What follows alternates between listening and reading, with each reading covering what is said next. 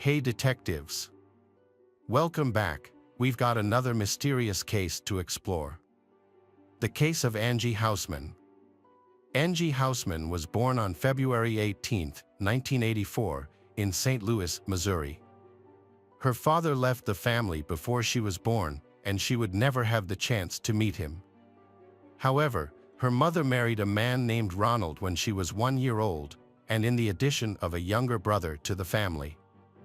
The two sisters got along very well, with Angie particularly fond of her younger brother. Angie was known for her friendly and outgoing personality, always striving to build relationships with those around her.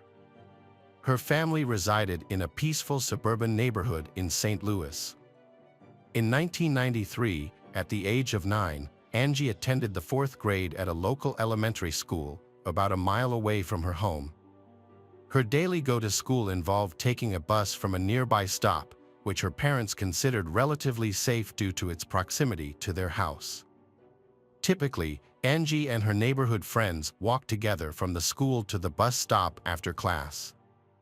There were many parents watching from their windows to ensure their safety. This has become a habit in their neighborhood, intended to provide peace of mind that children will return home safely. On November 18th, Angie followed her usual routine, attending school and finishing at 3 p.m. She took the school bus home with a few neighborhood kids. At that point, the other kids continued to their homes. Angie walked alone the short remaining distance home, because her house was farther away. However, Angie didn't arrive home, and as the minutes passed, her parents started to worry. They knew Angie often chatted with friends on her way home, but it has never taken this long. Concerned, Angie's mom and stepdad decided to walk along her route from the house to the bus stop to see if they could find her. While walking, they met other kids from Angie's school. They confirmed she had gotten off the bus with them and headed in the direction of her home. The parents also spoke with neighbors who usually kept an eye on the kids, but were preoccupied on that particular day and hadn't seen anything. Angie's parents became more and more worried and insecure. They and their friends started searching the area along her route from the bus stop to their home. As the sun began to set and darkness fell, they didn't give up. Realizing Angie was unlikely to wander off in the cold weather, the parents eventually decided to call the police. The police immediately joined the search for Angie. Due to the cold weather, it seemed unlikely that she would wander off alone. Therefore, the police initially focused on investigating whether she had been kidnapped. 10 days before Angie went missing, an 11-year-old girl was almost kidnapped in a nearby area, which made everyone even more concerned. An unknown person approached the girl as she got off the school bus and attempted to pull her into the bushes. Fortunately, she managed to escape. However, since the assailant was still at large, the police believed he might be linked to Angie's disappearance. To investigate, officers deployed K-9 units, which detected Angie's scent near the bus stop. The dogs tracked the scent about halfway to her house, but lost it suddenly, suggesting that Angie might have gotten into a vehicle at that location, which further supported the possibility of an abduction. The police expanded their search for Angie by deploying helicopters with thermal sensors and scouring the banks of a nearby stream, but they failed to locate either the girl or her belongings. The first day, the search turned up no results. As the investigation unfolded, the police released information about Angie's disappearance to the media, which quickly spread throughout the city. The police department receiving over 300 calls within 24 hours. To manage the influx of leads, more than 20 additional officers were assigned to the case. However, none of these clues were helpful in finding Angie. The detectives pursued every lead, with a strong focus on Angie's stepfather from the beginning. Despite this, he insisted he was innocent and willingly cooperated with the investigation, even agreeing to take a lie detector test in an effort to clear his name and help the police focus on finding Angie.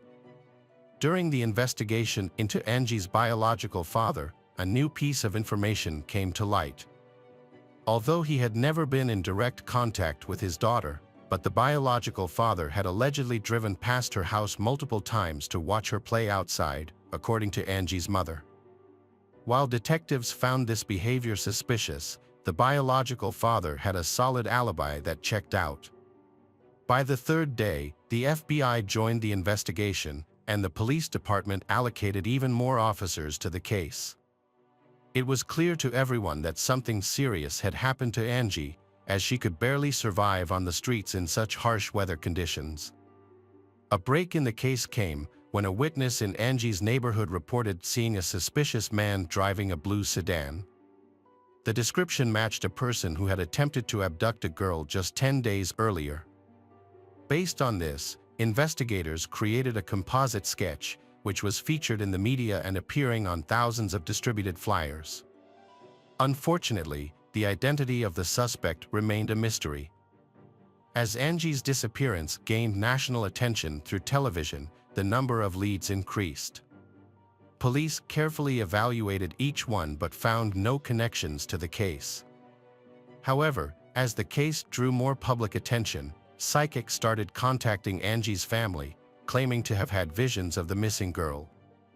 One psychic even named a specific location, a large national park 25 miles from Angie's home, where they believed she was being held.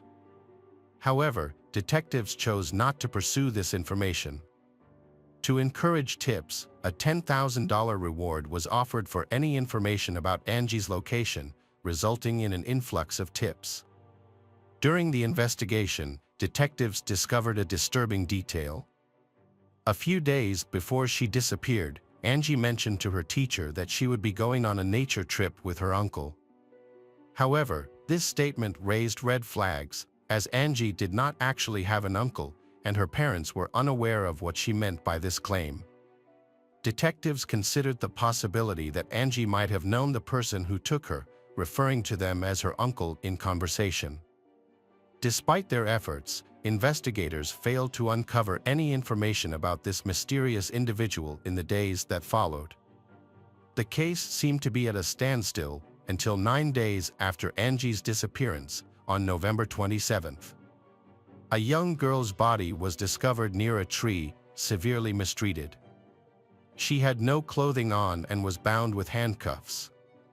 Her head was completely covered in tape, except for a small exposed area around her nose. A nearby bag contained personal items, including notebooks with her name, that confirmed the body was that of Angie.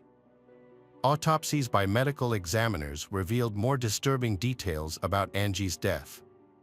A piece of underwear was found stuffed in her mouth after the tape on her head was removed. The investigation determined that she had died just hours before her discovery and had likely been held captive for 9 days before succumbing. Furthermore, experts concluded that Angie suffered numerous physical injuries and endured a sexual assault. A thorough examination of the crime scene by forensic experts led to the discovery of a fingerprint on the tape used to cover Angie's head. The police tried to find matching information in the database and between several suspects, but didn't bring any clues. Following the discovery of the body, the police increased their efforts in the investigation. As news of the tragic incident spread, local residents became fearful, increasing their vigilance. To protect their children, they started escorting them to and from school, meeting them at bus stops, and keeping a close watch over them at all times. On December 1st, a 10-year-old girl named Casey Dissa went missing in a nearby town, just 10 miles from Angie's house. Casey had received permission from her mother to visit friends who lived a short distance away, but she never made it to their home. The police were unsuccessful in locating her, fueling the detectives' fear that they might be dealing with a serial killer. Initially, detectives did not rule out the possibility that the same person was responsible for both Angie's and Casey's disappearances. However, they lacked evidence to support this theory. 10 days later, Casey's body was found in St. Louis, wrapped in bedding in the curtain. The cause of death was determined to be severe head trauma from multiple blows. Despite the investigation, detectives were unable to uncover any leads pointing to the killer. Furthermore, the distinct nature of the two crimes led them to reconsider their initial theory. As a result, they began to consider the possibility of two separate murderers in the same month. Investigations into Angie's disappearance led detectives to identify a man who had attempted to abduct another girl a few days earlier.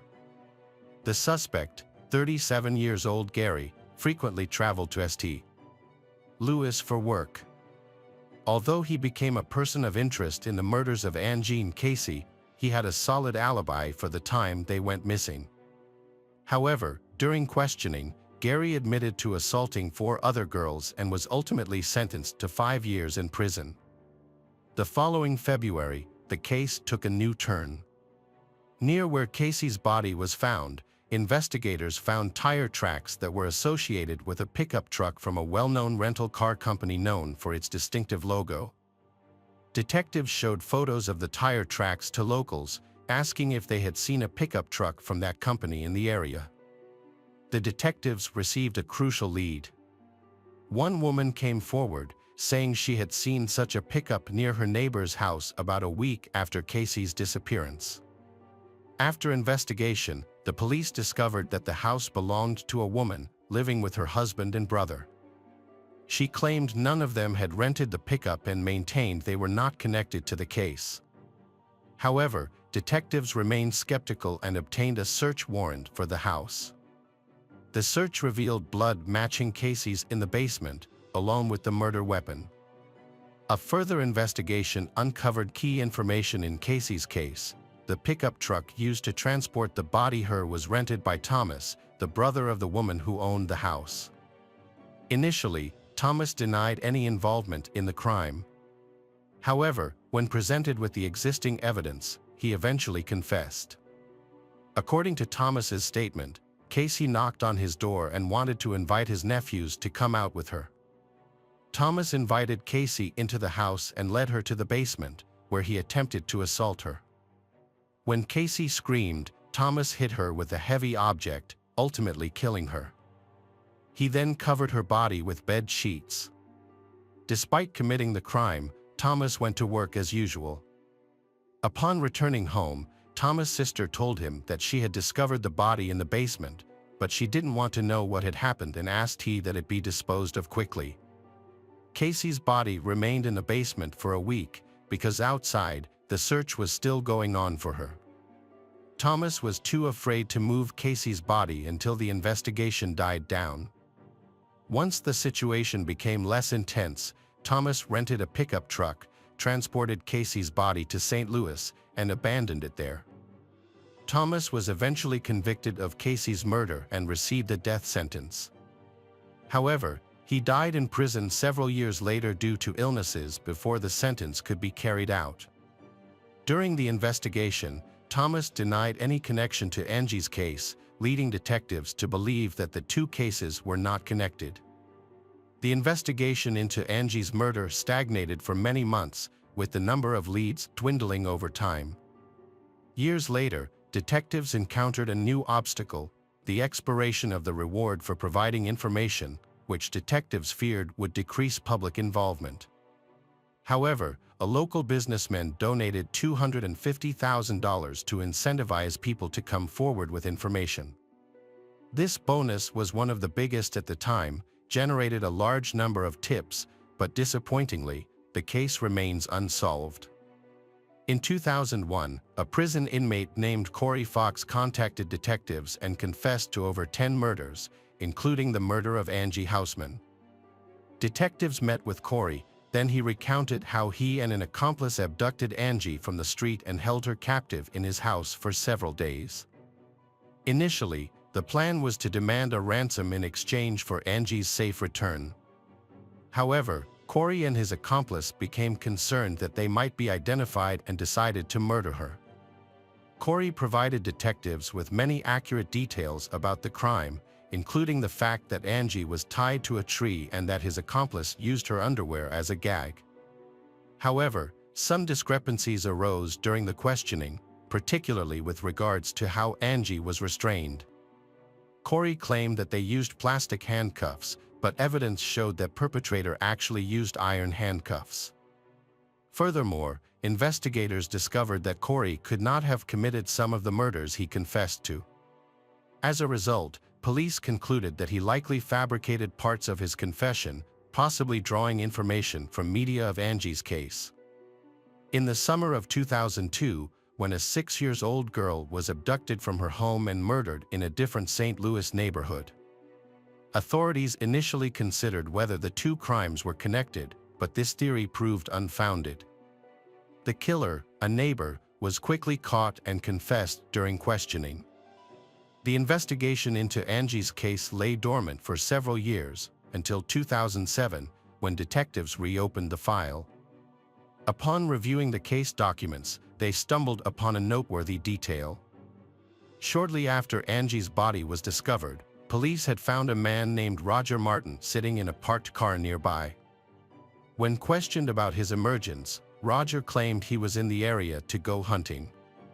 However, a search of his vehicle revealed no hunting equipment, raising suspicions about his true intentions. The new detective team decided to investigate Roger further, which revealed his prior convictions for crimes against children. Notably, one of his past victims was assaulted near the area where Angie's body was discovered. All of these crimes happened before Angie's death, but the police had failed to thoroughly look into Roger at the time. This meant that the new team had to start over from the beginning. The detectives brought Roger in for questioning, but he denied any involvement in Angie's murder. He claimed that he just happened to be near that location. The interrogation lasted 9 hours, but still yielded no new clues. The police compared Roger's fingerprints with the ones on the tape found on Angie's head, but the experts found that they did not match. As a result, Roger was released. Although the police continued to consider him a suspect, they lacked sufficient evidence to hold him.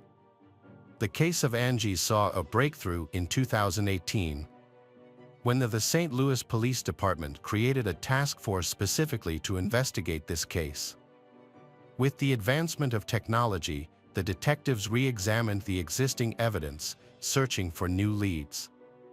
Their investigation centered on 3 crucial pieces of evidence: the handcuffs, the tape from Angie's head, and her underwear used as a gag. Despite repeated efforts since 1993, experts had struggled to detect the perpetrator's DNA on these items. The task force decided to re-examine the evidence with modern technology. The detectives first focused on the handcuffs but encountered a difficulty due to the presence of Angie's blood covering almost the entire surface. Next, they turned their attention to the tape from Angie's head, but faced another obstacle. Upon opening the box containing the evidence, they discovered that the tape had deteriorated significantly over time. Finally, they examined the underwear that had been used to gag Angie. Although they did not have much hope for this evidence, since it had been in her mouth for hours, so it was likely that any foreign DNA had been removed. However, they still investigated it as a last resort. Using advanced technology, they carefully examined every inch of the underwear, leading to a breakthrough. A small sample of DNA was found, sufficient for analysis. The experts confirmed the DNA belonged to a male and immediately uploaded it to the FBI database. Although it is common for DNA searches to yield no matches, requiring additional investigation, the detectives were fortunate in this case. As soon as the DNA sample was uploaded, they received a full match. The DNA belonged to 58-year-old Earl Cox, who had been incarcerated since 2003. In the investigation into Angie's case, Earl Cox initially had not been on the police's radar, but his criminal record was substantial. His history of crime dated back to 1982, when he was serving in the military in Germany and working as a part-time babysitter for girls reported being sexually assaulted by Earl, resulting in an 8-year prison sentence in the United States. He was subsequently discharged from the Army after serving only 3 years. Earl was released from prison early and moved to St. Louis. However, 4 years later, he found himself in trouble with the law again. In this instance, he was arrested after 2 7-year-old girls accused him of sexually assaulting them.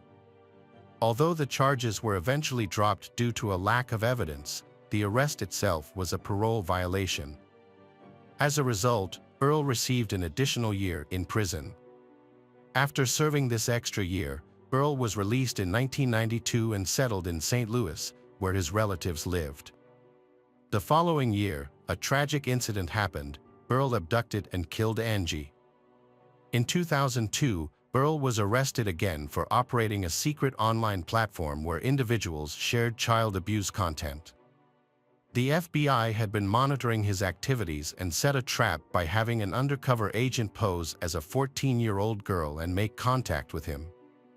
Earl made explicit intentions to exploit the girl and sent money for her to meet him. However, when Earl showed up at the meeting place, he was met by armed FBI agents instead of the girl. This led to his arrest. A search of his computer revealed a massive collection of over 45,000 images of child abuse. Further investigation also revealed that Earl was the mastermind behind the platform, leading to the arrest of 60 more individuals associated with the site. This operation was one of the largest against pedophiles in the country. In 2003, Earl was sentenced to 10 years in prison. However, when his sentence ended, a judge used a legal loophole to keep Earl in detention, citing him as a serious threat to children. As a result, Earl remained in prison. In 2019, a DNA match linked Earl to Angie Housman's case. Detectives visited him in prison, but Earl denied involvement and requested a lawyer. Despite the strong DNA evidence, investigators took an alternative approach. They offered Earl's lawyer a deal. In exchange for Earl's confession, the prosecution would drop the death penalty and pursue a life sentence instead. Earl agreed, likely aware that he would lose the case in court. When detectives returned to the prison, Earl shared his account of incident. Although some details raised suspicions, his admission to the murder was the key point for investigators. Earl claimed that on November 18, 1993, he was driving through his family's neighborhood when his car broke down. And while he was trying to find out what was wrong with the car, a school bus pulled up and children disembarked. While the others went home, Angie remained outside, drawing Earl's attention. Earl claimed that when Angie approached him, they had a brief chat, and he noticed she seemed extremely cold. He offered her a ride in his car, which she allegedly accepted. Earl then took Angie to Burger King to get food, and afterwards, took her to his home. Here, he sexually assaulted her for several days. Eventually, Earl decided to dispose of Angie, drove her to a remote location, where her body was later found, and tied her to a tree. However, she was still alive at that time. Detectives had doubts about certain parts of Earl's story. They didn't think Angie would agree to go anywhere with a stranger, especially since she only had a short distance to walk home. Investigators have questioned Earl's story about the car breakdown, as he claimed the car stalled but started again as soon as Angie approached. It seems more likely that Earl saw Angie and decided to abduct her. A more probable scenario is that he lured her into the car by lying or threatening her. This is more credible than his confession. Detectives were to obtain the confession they needed for the murder. Earl Cox was sentenced to life in prison without parole by a judge in August 2020. Although justice had been served, it came too late for Angie's mother, who had passed away from cancer in 2016. Her husband, Ronald, felt that Cox's actions had indirectly contributed to her death. As her grief over losing Angie had weakened her health and will to live, ultimately leading to her passing. For Earl, his sentence was more than just the initial verdict. Authorities re-examined a previous case of sexual abuse involving 2 7-year-old girls, for which Earl had initially received a lenient sentence. At that time, he had only spent 1 year in prison for violating his parole. However, years later, Investigators contacted one of his victims, now an adult, and asked for her testimony against him. Faced with the of a life sentence, Earl chose to plead guilty and as a result, received an additional 10-year prison sentence. Amy Beth Lord was born on December 21, 1988, in Springfield, Massachusetts. Her family moved to Wilbraham shortly after her birth, where she grew up with her two close sisters, Kimberly and Carly. The siblings shared a strong bond and enjoyed a loving family environment. After graduating high school in 2007, Amy pursued higher education at Bentley University, focusing on humanities, business, and marketing. Thanks to her remarkable intellect, she excelled academically and earned her bachelor's degree in 2011, becoming a certified marketer. Following her studies, Amy aimed to kickstart her career, relocating to Boston, Massachusetts. There, she quickly found a position as an internet marketing specialist and worked for 2 years. Life was going well. She made close friends and was in a relationship with Mike Cassell, with whom she was planning to start a family.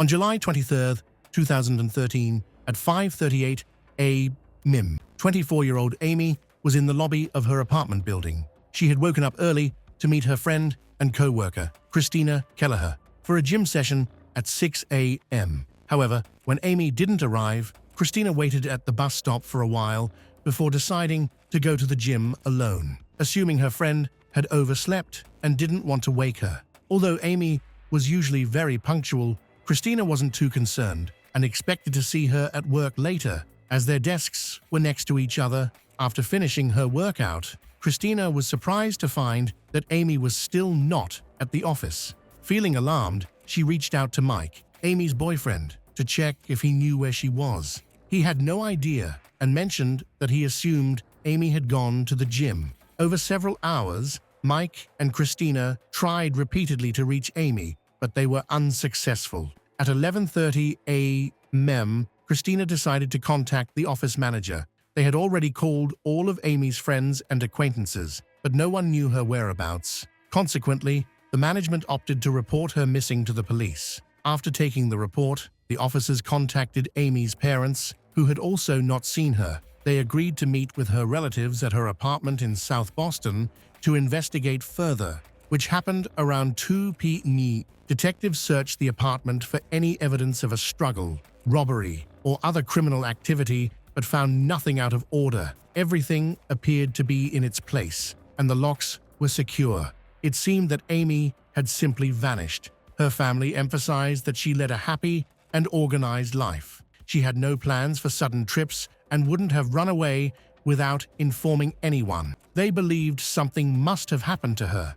A contact lens belonging to Amy was discovered in the building's foyer, and there were also marks on the nearby wall that suggested a possible confrontation. To gather more information about Amy, police interviewed her parents in detail. They revealed that Amy was driving a black Jeep Cherokee SUV. Shortly after, an officer recalled that at 8:37 a.m. in southern Boston, a fire had been reported.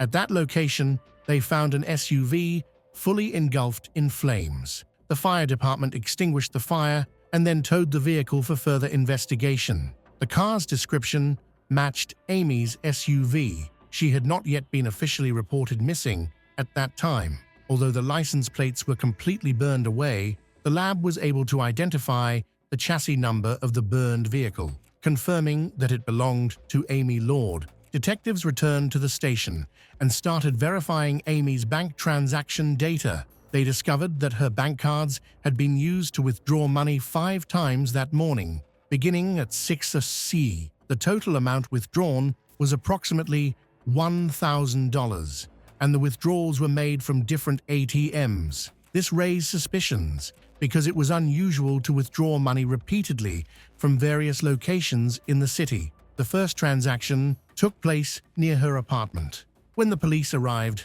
they noticed a surveillance camera beside the ATM. They reviewed the footage, hoping to spot Amy in the morning recordings and gain insights into what happened. The process of reviewing the footage took considerable time, and officers examined recordings from all the ATMs where Amy's card had been used. They also found additional surveillance equipment on nearby buildings. All this evidence was gathered to piece together a clear timeline of events from that morning. While police were working with banks to collect footage, they received a call around 4 p.m. from a cyclist who had found a body at the Stony Brook Reservation in Hyde Park. The body was that of a young woman. Upon arrival, detectives discovered the victim was naked and had suffered over 40 stab wounds, primarily to her neck, face, and chest. There were also hand marks on her throat, suggesting she had been strangled. Her body was dumped in a secluded area covered with foxes,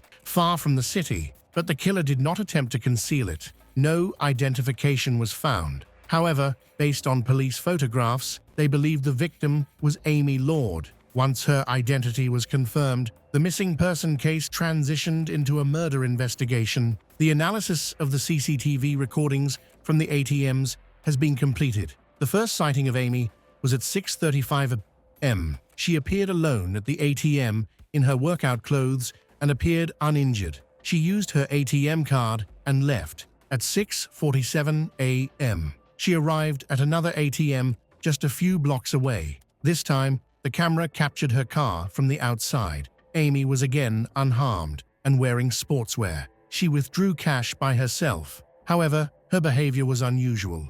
The police observed that, while the car was parked outside the bank, she was sitting in the passenger seat instead of the driver's seat. About 7 minutes later, she appeared in another video, this time with visible facial injuries, including a broken nose and several bruises, indicating she had been attacked. It seemed she had been kidnapped, yet she did not attempt to escape. Amy withdrew cash again and returned to the car, remaining in the passenger seat. Detectives tracked the car's movements throughout the city and obtained more recordings in an effort to identify the driver. The first shot showing Amy in the passenger seat and the driver behind the wheel was captured at 6:10 a.m. This helped them establish a timeline of events, but they still could not identify the driver's face. While reviewing the footage, the police noticed that the driver was hiding his face, possibly with a t-shirt or a headband. He wore a cap, and in one clip, when he adjusted it, it showed that he had a clean-shaven head. Detectives needed to find the exact moment Amy was abducted, so they continued gathering information from CCTV cameras. This effort led them to capture the moment Amy left her apartment. As soon as she opened the door, she was attacked by an unknown man who had been waiting outside. Pacing back and forth, he forced her inside, and they stayed behind the closed door for about 15 minutes. At 5:52 a.m., both of them came out and walked toward Amy's car. This suggests that the first cash withdrawal happened while she was being threatened. This information helped the police piece together the sequence of events. As soon as she left her apartment, preparing for a workout before heading to work, she was kidnapped. The attacker likely persuaded her that if she gave him enough money, he would let her go. As a result, Amy did not resist and complied with his demands. After withdrawing the required amount from her card, she was taken out of town and attacked with a knife. Following the murder, her body was left in a wooded area, and her car was set on fire. The police were unable to obtain a clear image of the suspect's face. Investigators questioned Amy's relatives to check if anyone might have wanted to harm her, but she had no known enemies. Her boyfriend had a strong alibi and was ruled out as a suspect. The attacker needed gasoline to set the car on fire. In the video footage from when the attack started, the attacker was not seen carrying anything that looked like fuel. Therefore, he must have bought it at a gas station. After the attack, he drove 10 kilometers to a country park to dispose of the body before returning. Detectives reviewed all intersections with cameras where the perpetrator might have been seen. The investigation was challenging because the victim drove a common car. There were hundreds, if not thousands, of black SUVs in the city, but her relatives pointed out a distinctive clue, a cloverleaf-shaped sticker on the rear window. This made it easier to track her car in traffic and locate the gas station where the attacker had stopped. Unfortunately, the surveillance camera at that station wasn't working. Detectives noticed a liquor store across the street that had a front camera. They obtained some footage, but it was too distant to clearly see the criminal's face. At around 8 a.m., the suspect arrived at a gas station without Amy. The car was recognizable because of a cloverleaf-shaped sticker. Although the driver's face was not seen, he waved at someone and approached another person. They exchanged a few words, shook hands, and then the suspect's companion left. Fortunately, this person came closer to the liquor store's CCTV camera, allowing him to be identified. The police located him, had a conversation, and he revealed that he met his friend, 28-year-old Edwin Alamany, near the gas station. At 8 a.m., Edwin was in a black SUV that had not been seen before. He previously worked as a waiter's assistant and was currently unemployed. Early in the morning, on July 23, 2013, around 4:23, another resident of South Boston, Alexandra Cruz, was attacked just before Amy was kidnapped. Alexandra was walking to her job at Dunkin' Donuts when a stranger assaulted her in the parking lot, hitting her in the jaw and causing her to briefly lose consciousness. The attacker then began to strangle her, but suddenly stopped, claiming he had made a mistake and was looking for someone else. He threatened to kill her if she screamed. He took her valuables and turned away for a moment, giving her the chance to escape.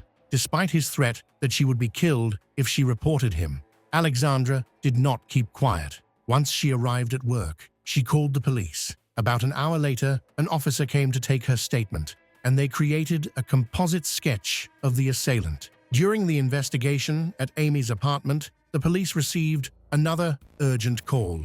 Around midnight in South Boston, a girl was stabbed. Detectives quickly recognized that this crime occurred near Amy Lord's apartment. This led them to believe they were dealing with a serial attacker, as there had already been 3 similar incidents involving girls. The investigation needed to continue, as the officers received a new call. 21-year-old Kaylee Ballantyne was attacked shortly after midnight. She was the only daughter in her family, raised alongside 2 older brothers, which may have contributed to her ability to defend herself. Her parents described her as a fighter from a young age. All the children in the family were athletic, but despite her delicate appearance, Kaylee displayed remarkable strength, sometimes even outdoing her brothers. In 2003, when she was just 11, she faced a serious incident when a basketball backboard fell on her head, leaving her in a coma for a month. Fortunately, she survived, recovered fully, and even resumed playing hockey. When the police spoke with the victim of the latest attack, Kaylee was injured, but still alive and able to recount her night. She had been working and was heading home around midnight. With her headphones on, she didn't notice any danger right away. As she approached her apartment, she noticed a suspicious-looking man on the opposite side of the street. He was large and appeared to be watching her. Then, he crossed over to her side, stopped, and stared at her for about 5 seconds. This made her feel uneasy, so Kaylee hurried her steps. She got to her apartment and went to enter the code to get in. Initially, she entered it wrong, but got it right on the second try. When Kaylee opened the door, the man was right behind her. He put his hand on her left shoulder and pushed her through the door, his right hand holding a knife to her head. Kaylee fell to the floor, and the attacker pushed down on her, sitting on top of her. She pleaded for her life, asking him to take anything he wanted, but he began to stab her without saying a word. In a desperate attempt to protect herself, Kaylee crossed her left arm over her chest and started to fight back with her right hand. She also kicked at him. During the struggle, she successfully knocked the attacker's hand away, causing him to accidentally hurt himself and loosen his grip. Sports weren't merely a hobby for Kaylee. She was a professional athlete, strong and resilient, which helped her find the strength to fight back. This moment gave her the opportunity to save her life. After her attacker fell backwards and Simple walked away. As he walked away, Kaylee slammed the door behind him so he couldn't come back. She remembered that she didn't know how many times she had been stabbed and that she didn't really feel any pain when it happened. She tried to stand up, but she collapsed and her chest tightened. She wondered if it was her adrenaline, if she was dying, and knew she needed to get into her apartment. Kaylee said that for some reason her apartment key was in her pocket, which made it much easier, so she crawled to the apartment door, unlocked it, and went inside. Once inside, she crawled to her first roommate's room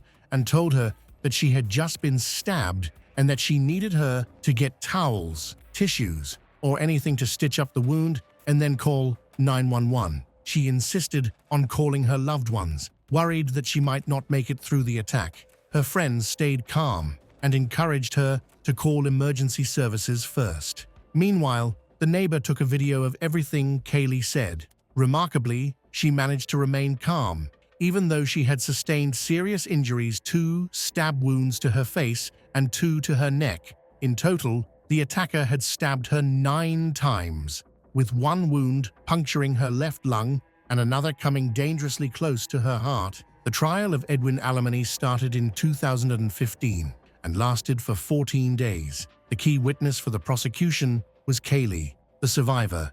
During her testimony, she displayed such inner strength that Edwin could not even look her in the eye. Alexander Cruz, the first victim, also testified against him. Edwin's defense attorney attempted to downplay his violent behavior, arguing that Edwin had tried to end his own life by cutting his wrists, which resulted in scratches on his neck and arms. Ultimately, Edwin was found guilty of first-degree murder for Amy's death, armed robbery, aggravated assault with a weapon, and attempted murder of Kaylee Ballantyne and Alexander Cruz. He never accepted responsibility or showed any regret for his actions. On June 9, 2015, he was sentenced to life in prison without the possibility of parole for the murder of Amy and received an additional 35 years for the attacks on Kaylee and Alexander. When Kaylee gave her final statement, she shared her challenges in trying to live a normal life. Her heartfelt words brought many people in the courtroom to tears. Amy's parents gave Kaylee their late daughter's necklace as a token of gratitude for her testimony, which helped convict a dangerous criminal. However, Edwin, the criminal, never showed any remorse. In October 2020, he approached a federal judge to complain that his lawyers had been ineffective by opting for an insanity defense and admitting his guilt without his consent, despite him claiming he was innocent. In 2021, the state Supreme Court upheld his conviction. Edwin then hired a new lawyer and tried to formulate a different strategy to gain immediate release by pointing out the mistakes made by his previous attorney and the prosecution. However, these attempts were unsuccessful. After Kaylee recovered from her injuries, she returned to school and graduated from university. She lived in Boston until Edwin's case was resolved. After that, she decided to move to California to find peace away from big cities, hoping to cope with her post-traumatic stress disorder. Gradually, she healed from her psychological trauma and even began to dream again, which felt like a significant achievement. During this period, she felt intense anger towards Edwin for taking Amy's life and nearly ending hers too. Kaylee struggled to understand what could drive someone to such senseless cruelty. Over time, however, she began to feel pity for Edwin, recognizing the flaws in his character that led to his actions. Eventually, she wrote him a letter of forgiveness, but never sent it. It remained in her desk for 2 years. Then Kaylee tried to contact Edwin's lawyer, but received no response. Later, during a sermon about forgiveness at her church, she was reminded of the man who nearly took her life. Coincidentally, the pastor was visiting the prison where Edwin was held, so Kaylee asked him to deliver her letter. 2 weeks later, she received a response. In his letter, Edwin discussed his hard childhood. He was born in Puerto Rico and moved to the United States without speaking English. He shared the difficulties he encountered both at work and in his personal life, including experiences of bullying during his childhood. These challenges resulted in behavioral issues that ultimately led to him being in juvenile prison for a significant part of his youth. Initially, Kaylee felt compassion for him after reading the letter, but a few weeks later, she discovered that he was trying to appeal his case, claiming that his tough upbringing had broken him. This revelation made her question his sincerity, as she suspected he was trying to gain her sympathy. As a result, she decided not to reply to him. In the end, his appeal was denied, and he remains in prison. Kayleigh hopes he is attending school and working on self-improvement. She believes he didn't ruin her life. Instead, he improved it. Kayleigh has decided to turn her circumstances into something positive and feels happier than ever. Even though she faces daily anxiety and various challenges, she continues attending therapy and strives to maintain a positive outlook. After spending some time in California, she returned to Maine, where she currently resides. As a public speaker, she shares her story to inspire and support others who have experienced trauma. About a year ago, she stepped back from public speaking and is now seeking new ways to share her message. Kayleigh feels passionate about her story because it has the potential to connect with others and create positive change in their lives. Currently, she works in marketing, is in a loving relationship, and has recently purchased her first home. Hi everyone, thanks for returning. Let's unravel another horrible case. The case of Sarah Harris. Sarah Harris is an intelligent and attractive young woman. She is energetic and kind. Her beauty even helped her win the Miss Maryland title during her school years. Sarah dreams of helping others and aims to build a career in the medical field, specifically as an anesthesiologist. In 2020, at the age of 20, she went to a private dental clinic and met Dr. James Ryan, a famous and respected dentist who has achieved great success in his profession and is a well-regarded figure in the medical community during her treatment. Sarah and James became close friends and kept in touch with each other. After completing her treatment, James invited her to work at the private clinic where she had been treated. She worked as an assistant, and over time, a romantic relationship developed between them. To outsiders, Sarah appeared charming and confident, but those who knew her well recognized her as a kind and friendly person. Unfortunately, this did not prevent the tragic turn of events that followed. On the morning of January 26, 2022, James called 911, reporting that his girlfriend had overdosed. During the call, he sounded panicked. He said that he had performed CPR, but Sarah's chest was not rising. When the police arrived, they found James crying and trying his best to resuscitate Sarah, who was lying on the floor and not breathing.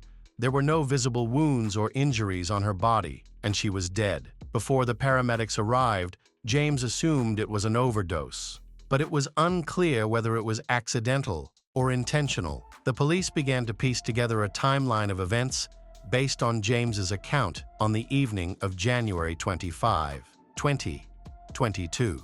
Sarah fell asleep on the living room sofa, which was not unusual for her that night while they were watching TV. Sarah reminded James that she had to work the next day and that it was time to go to bed. She lay down on the sofa while James went into the bedroom. When James woke up, he got up and went to check on Sarah. When he reached the living room, he found her lying on the floor and was horrified to realize that she was not breathing. He called emergency services and attempted to resuscitate her, but it was too late. Despite his best efforts, he was unable to save her. James admitted that he had put her on an IV to help her detox and had sought professionals to assist her in dealing with her addiction. He also revealed that he had caught her injecting herself on several occasions. James stated that Sarah suffered from bipolar disorder, which may have affected how she managed her mental health challenges. Sarah experienced frequent mood swings. She could feel very happy one moment and then suddenly start crying or become very angry and aggressive the next. On the morning of Sarah's death, James informed her family and shared the news with her mother. He relayed the details to the police, but her mother found it hard to believe what he said. She believed her daughter would not be addicted to illegal substances. During a search of the couple's home, police found several empty syringes, ligatures, and saline solution bags in the kitchen near the sink. Similar items were also found next to Sarah's body and in her room, along with several vials of medication that James had mentioned. Additionally, some of these items were discovered in her purse and closet. It appears that Sarah was a regular user of narcotics, however.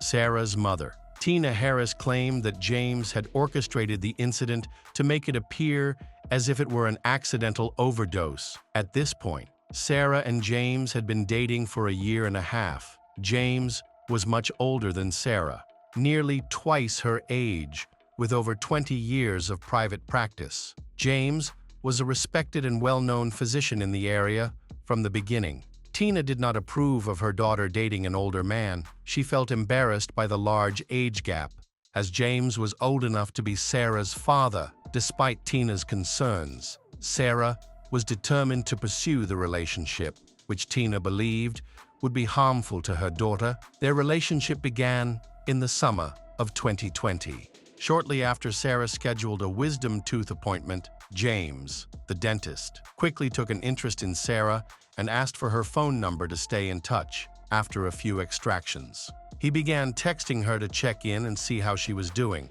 Sarah was initially distant, but Dr. James persisted, complimenting her and eventually getting her to respond more warmly.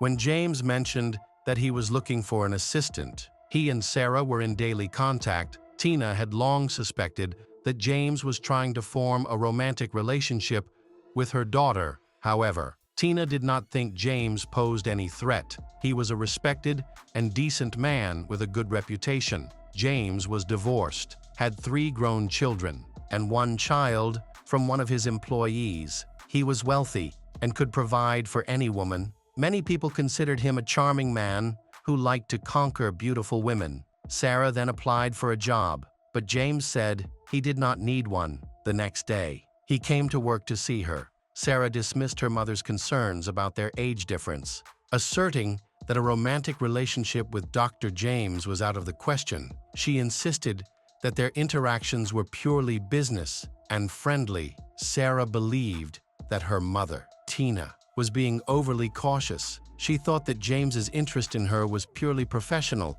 and that they were not a couple. However, the following Christmas, he surprised Sarah with an expensive gift, a luxurious diamond ring. This action clearly went beyond the scope of their work and friendship. Later, Tina believed that James had sincere feelings for her daughter. Sarah promised her mother that she would be cautious and not become involved with a 47-year-old man. However, in early 2021, she agreed to go out to dinner with him. This led to a series of dates that suggested a developing romantic relationship. She often talked to her sisters and mother about James, even convincing Tina that he was a genuinely nice person. His resume was impressive, and he was generous. He gave Sarah a car when they started dating and paid for all their expenses. They traveled together, sometimes with Sarah's relatives, and even lived together. This made the family feel more comfortable and confident about James's serious intentions. Sarah was in regular contact with her loved ones. During this time, she shared only positive things about James, which allayed their suspicions. However, this happiness did not last long. The police spoke to Sarah's family and discovered that she had been going through a challenging period in her life. Her younger sister, Rachel, who is closest to her, reveals that Sarah is experiencing typical teenage problems. She had experimented with mild drugs, which eventually led to anxiety and depression starting around the age of 14. During this difficult time, Sarah experienced feelings of depression. However, she managed to complete her education and developed a deep interest in languages. She learned several languages, including sign language, but her mental health struggles made communication difficult. As a result, she only interacted with family and trusted friends. This continued at least until a music festival in 2018, where Sarah met a guy and his band who were performing at the event. They immediately felt a connection, which led to them starting to communicate. However, a significant problem arose because he lived an hour away from Sarah. They kept in touch via messaging apps, sharing their dreams of getting married and having children. Unfortunately, the distance caused their feelings to fade over time. They eventually drifted apart and decided to stay in touch as friends. He was the first to end their romantic relationship, but he confessed that he still had feelings for Sarah. He just felt that a long-distance relationship was unrealistic during this time. Sarah was actively involved in the modeling industry and participated in beauty pageants, eventually winning the title of Miss Maryland 2020 a year later. She met James in late summer 2021. Tina noticed that James had a huge influence on her daughter. He was her boss at work, her boyfriend at home, and Sarah even moved in with him. As a result, Sarah's behavior changed dramatically. Instead of growing, she seemed increasingly depressed. She eventually saw a psychiatrist who diagnosed her with bipolar disorder. During this time, she began to lose weight, and her skin looked unhealthy. To help ease the situation, in September 2021, James, Sarah, and her mother planned a family trip to relax. During the trip, James, while drunk, shared a disturbing story with Tina. He revealed that he had seen Sarah when she was 14 years old. At that time, she was walking in the park with her friends and was noticed for her beauty. He knew where she worked at a toy store and often visited her with his children to admire her. Sarah often dressed up as different cartoon characters. But the time that impressed James the most was when she dressed up as Elsa. He later learned that Sarah had changed jobs and was now working part-time at a restaurant. From that point on, he often went to the restaurant for dinner. Hoping to see Sarah, Tina was surprised and thought that James was completely infatuated with her daughter. However, at that time, there was no evidence that James had any bad intentions towards Sarah. He seemed very loving, attentive, and caring. The situation changed during the next trip to Florida, which took place about a month later. Despite the heat, Sarah wore a long-sleeved sweater, suggesting that she might be trying to hide something. She and James argued frequently. Sarah even confided in her mother that she no longer loved him, did not want to continue the relationship, and imagined breaking up with him. This worried her mother greatly after the family returned to Maryland. Disturbing incidents began to occur repeatedly. On October 28, 2021, Sarah called her mother, but Tina did not understand what her daughter was trying to say. Sarah spoke incoherently, making it difficult for her mother to grasp the message. Concerned, Tina went to Sarah's house with Rachel. What they discovered was alarming. Sarah had become so thin that they barely recognized her. The house was a disturbing sight, with needles and powder bags scattered across the floor, as well as syringes, ligatures, and bloody tissues everywhere. Tina took numerous photos of her daughter's living conditions and quickly blamed James for Sarah's condition. She tried to calm her mother down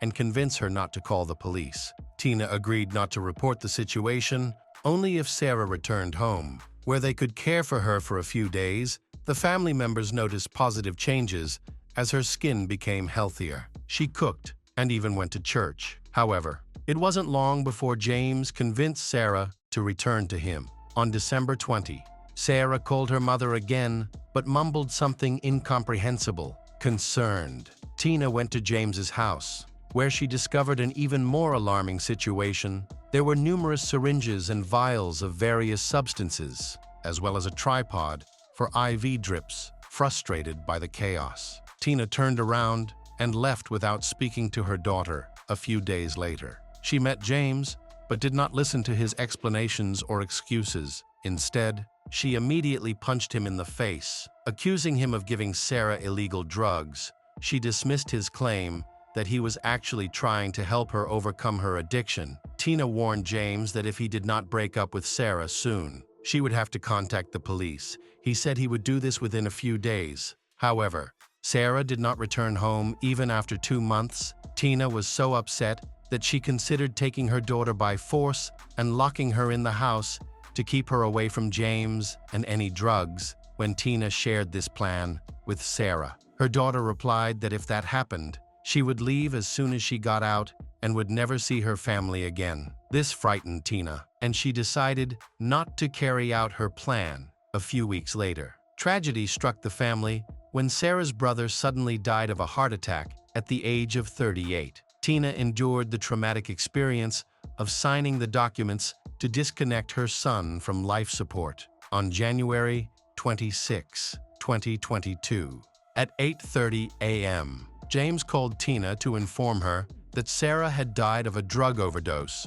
at the time of her death. Sarah weighed only 38 kilograms. She contacted her ex-boyfriend 3 months before her death. In her messages, she sounded distressed, as if she were saying goodbye forever.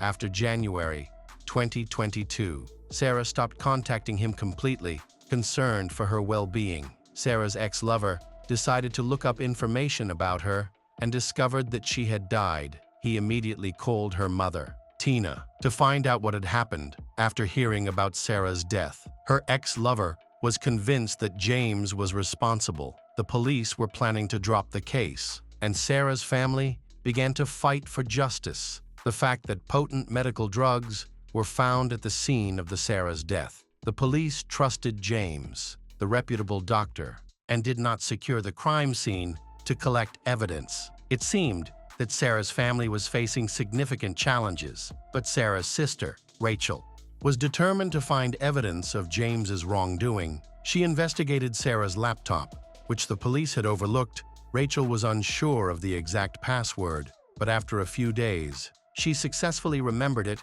because she was familiar with her sister's habits. Rachel discovered numerous text messages exchanged between James and Sarah, some of which referred to drugs, including sedatives and 2 fast-acting surgical anesthetics. There was also information about less potent substances that Sarah appeared to have used. Rachel took numerous photographs of the house where her sister lived with James, along with documents that their mother had previously collected. In total, the correspondence amounted to approximately 200 pages of printed evidence. All of the drugs were listed in the coroner's autopsy report. It was known that these substances were addictive, caused difficulty in breathing in, and that their combined use could be fatal without medical supervision. However, since the case was considered an accident, the dosage found in Sarah's body was not recorded. In February 2022,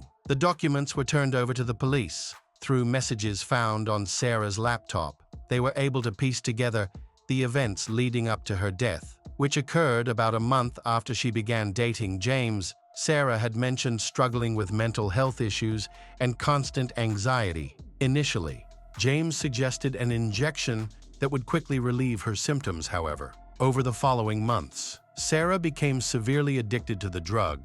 The messages show that she not only asked James to bring her illegal drugs, but also sought to obtain them without his permission. During this time, she also asked James to give her an injection of drugs. They discussed painkillers in October 2021, syringes in November, and by December, she was simply asking for something to help her sleep, which required a strong anesthetic injection. It seemed all she had to do was call James, and he would bring home the necessary medical supplies. Sarah began regular painkiller injections in December 2021, and the last text message mentioning the drug was sent just a day before her death, according to the police handling Sarah's case. The initial investigation was ineffective because officers were not equipped to address the medical aspects of the situation in James's home. There were multiple ampules of medication and liquids that the police considered non-lethal,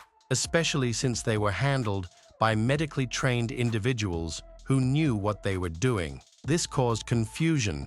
On March 22, 2022, nearly 2 months after Sarah's death, James was arrested for murder. From the start, the case posed challenges for the prosecution due to the lack of direct evidence. Relying instead on circumstantial evidence and text messages exchanged between the couple, James's defense argued that he was trying to save Sarah's life, not end it. With this background, they could have proven that he had committed manslaughter. However, the case faced significant obstacles, making the chances of success slim. As a result, prosecutors decided to charge James with second-degree murder, aiming to prove that he was aware of the potential danger his actions posed. Rather than proving that he intended to kill, this approach seemed more reasonable because James would have been aware of the risks involved in administering these substances to Sarah. Additionally,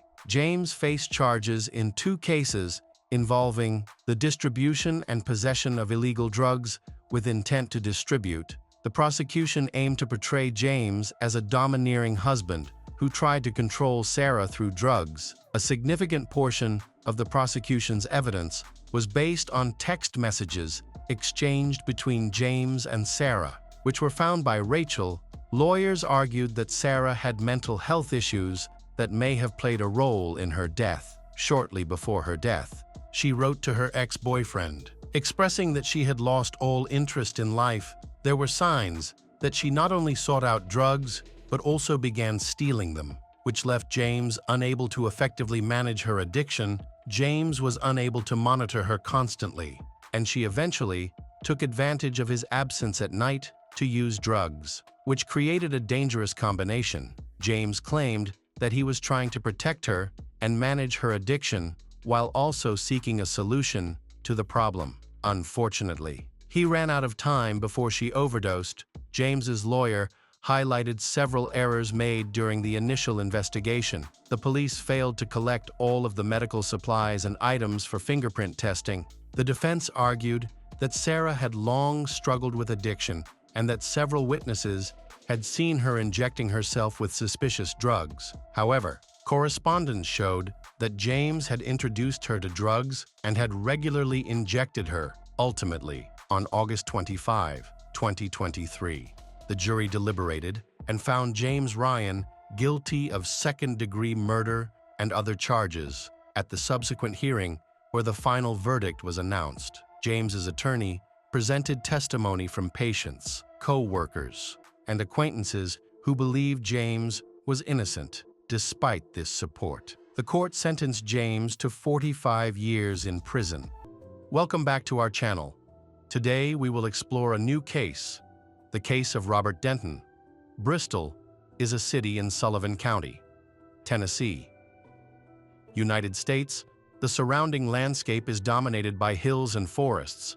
Among the trees are scattered homes, many of which sit on secluded plots of land, slightly removed from the roads below. At approximately 5:45 p.m. on August 29, 2015, a local homeowner, who worked the night shift and was asleep at the time, was awakened by the sound of gunfire.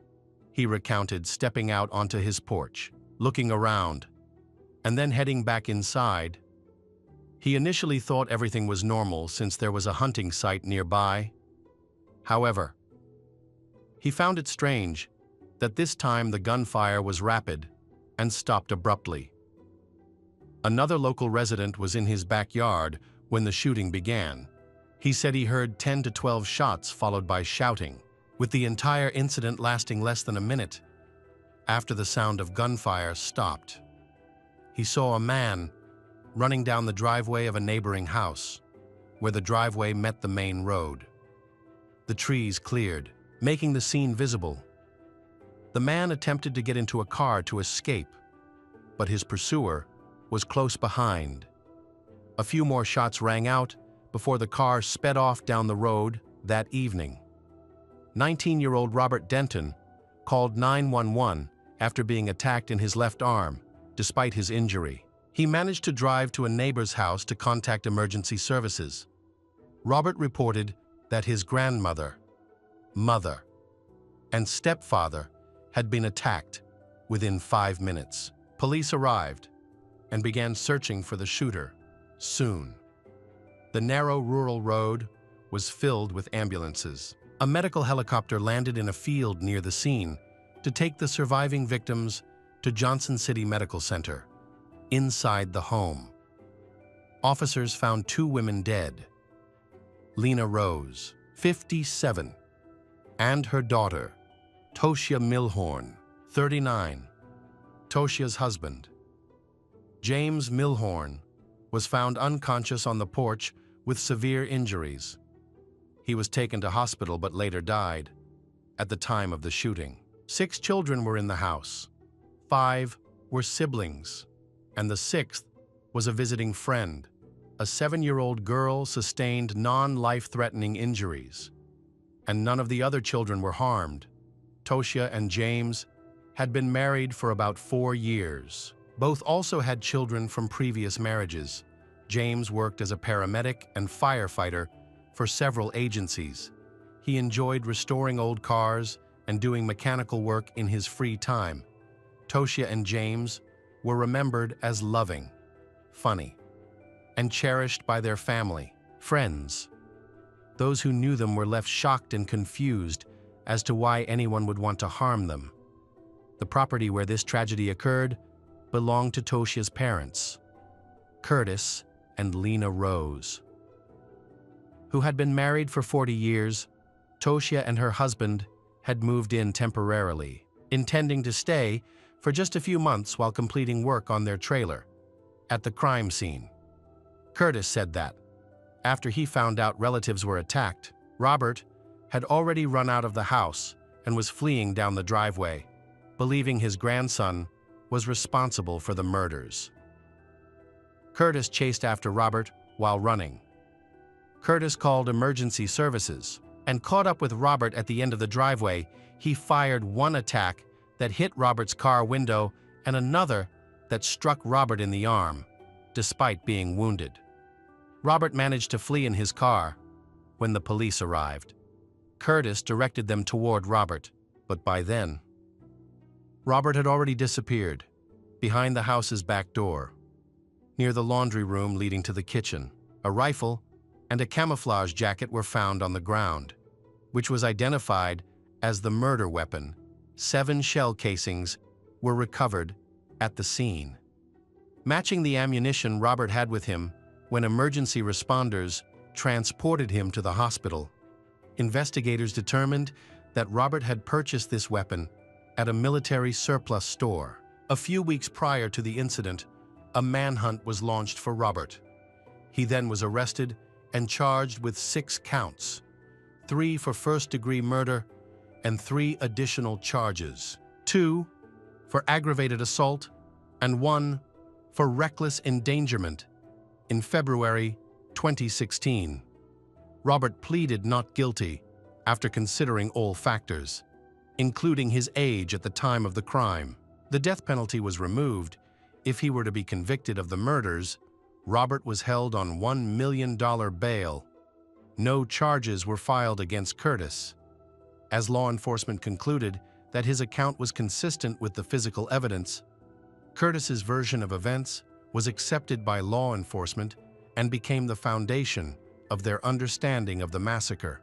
Robert Denton, commonly known as Seth, was primarily raised by his grandparents. His mother, Toshia, reportedly struggled with mental health issues, including bipolar disorder. And Robert himself may have faced similar challenges.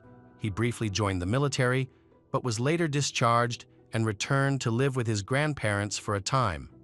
As a young adult, Robert sought independence and moved into a local apartment with a roommate. Shortly before the murders, Robert lost his job at a fast food restaurant. He had no criminal history or known violent tendencies, according to relatives and friends. However, Robert deeply resented his mother after interviewing those close to him. Authorities believe they were able to piece together the events leading up to the tragedy. Robert reportedly drove to his grandparents' house, parking at the bottom of a steep dirt driveway at approximately 1:45 p.m. He exited the car, put on a camouflage jacket, retrieved a semi-automatic rifle, and walked up the driveway past an above-ground pool before entering the house through the back door. Once inside, he swiftly attacks all 3 victims within seconds. Police were unable to determine the exact order in which the victims were attacked. After the attacks, Robert went outside, removed the camouflage jacket, and left it next to the weapon. He then crossed the property to his grandfather's trailer, where his grandfather was working, and knocked on the window. Robert is said to have called his grandfather out, apparently to urge him to call 911. Detectives believe Robert intentionally avoided involving children or his grandfather in the attack. They suspect his primary target was Toshia, while Lena and James were likely killed because they were present and witnesses to the murder in late 2016. During jury selection at the Sullivan County Courthouse, Robert unexpectedly disrupted the proceedings after several hours. The judge announced a brief recess when the trial resumed. Robert had already even threatened to dismiss his attorneys. Robert's defense team presented an alternative version of events. They accused his grandfather, Curtis Rose, of committing the murders and argued that investigators had made critical mistakes, particularly by ignoring evidence pointing to Curtis as the shooter rather than Robert. They pointed out that on the day of the incident, police allegedly asked no further questions about Curtis's involvement. Deputies from the Sullivan County Sheriff's Office who spoke with Curtis at the scene similarly avoided pressing him with follow-up questions. Besides, Robert's roommate testified for the prosecution to help establish a motive. He explained to the jury that Robert had expressed deep hatred for his mother over the years. Robert had frequently threatened to kill her, though family and friends who heard these threats dismissed them as immature outbursts rather than genuine intent. They never believed he would act on them. Another friend of Seth's also testified that a few months before the murders, he and Robert visited a military surplus store. At the store, Robert purchased 2 firearms. The store owner later confirmed the firearm purchase and verified the serial numbers. The defense argued that the strongest piece of evidence in the prosecution's case was the testimony of Curtis Rose, who had previously admitted to attacking Robert. Curtis once again recounted the events of that day. He explained that Robert had knocked on the side of the trailer to get his attention. Curtis then glanced into the room and, in a rush, ran into the house. Once inside, Curtis saw his daughter slumped unnaturally in a dining chair, covered in blood. Realizing she was dead, he desperately searched the entire house for his wife, Lena. Eventually, Curtis returned to the living room after checking the bedroom. At this point, Curtis noticed his son-in-law, James, lying on the front porch and making noises that caught his attention. He then went into the kitchen, where he found his wife dead, sitting between the table and the refrigerator. After discovering her body, Curtis returned to the bedroom to retrieve a gun. He then got into his van and drove down to the lower part of the driveway. He admitted that, at this time, he intended to kill Robert. Robert later testified.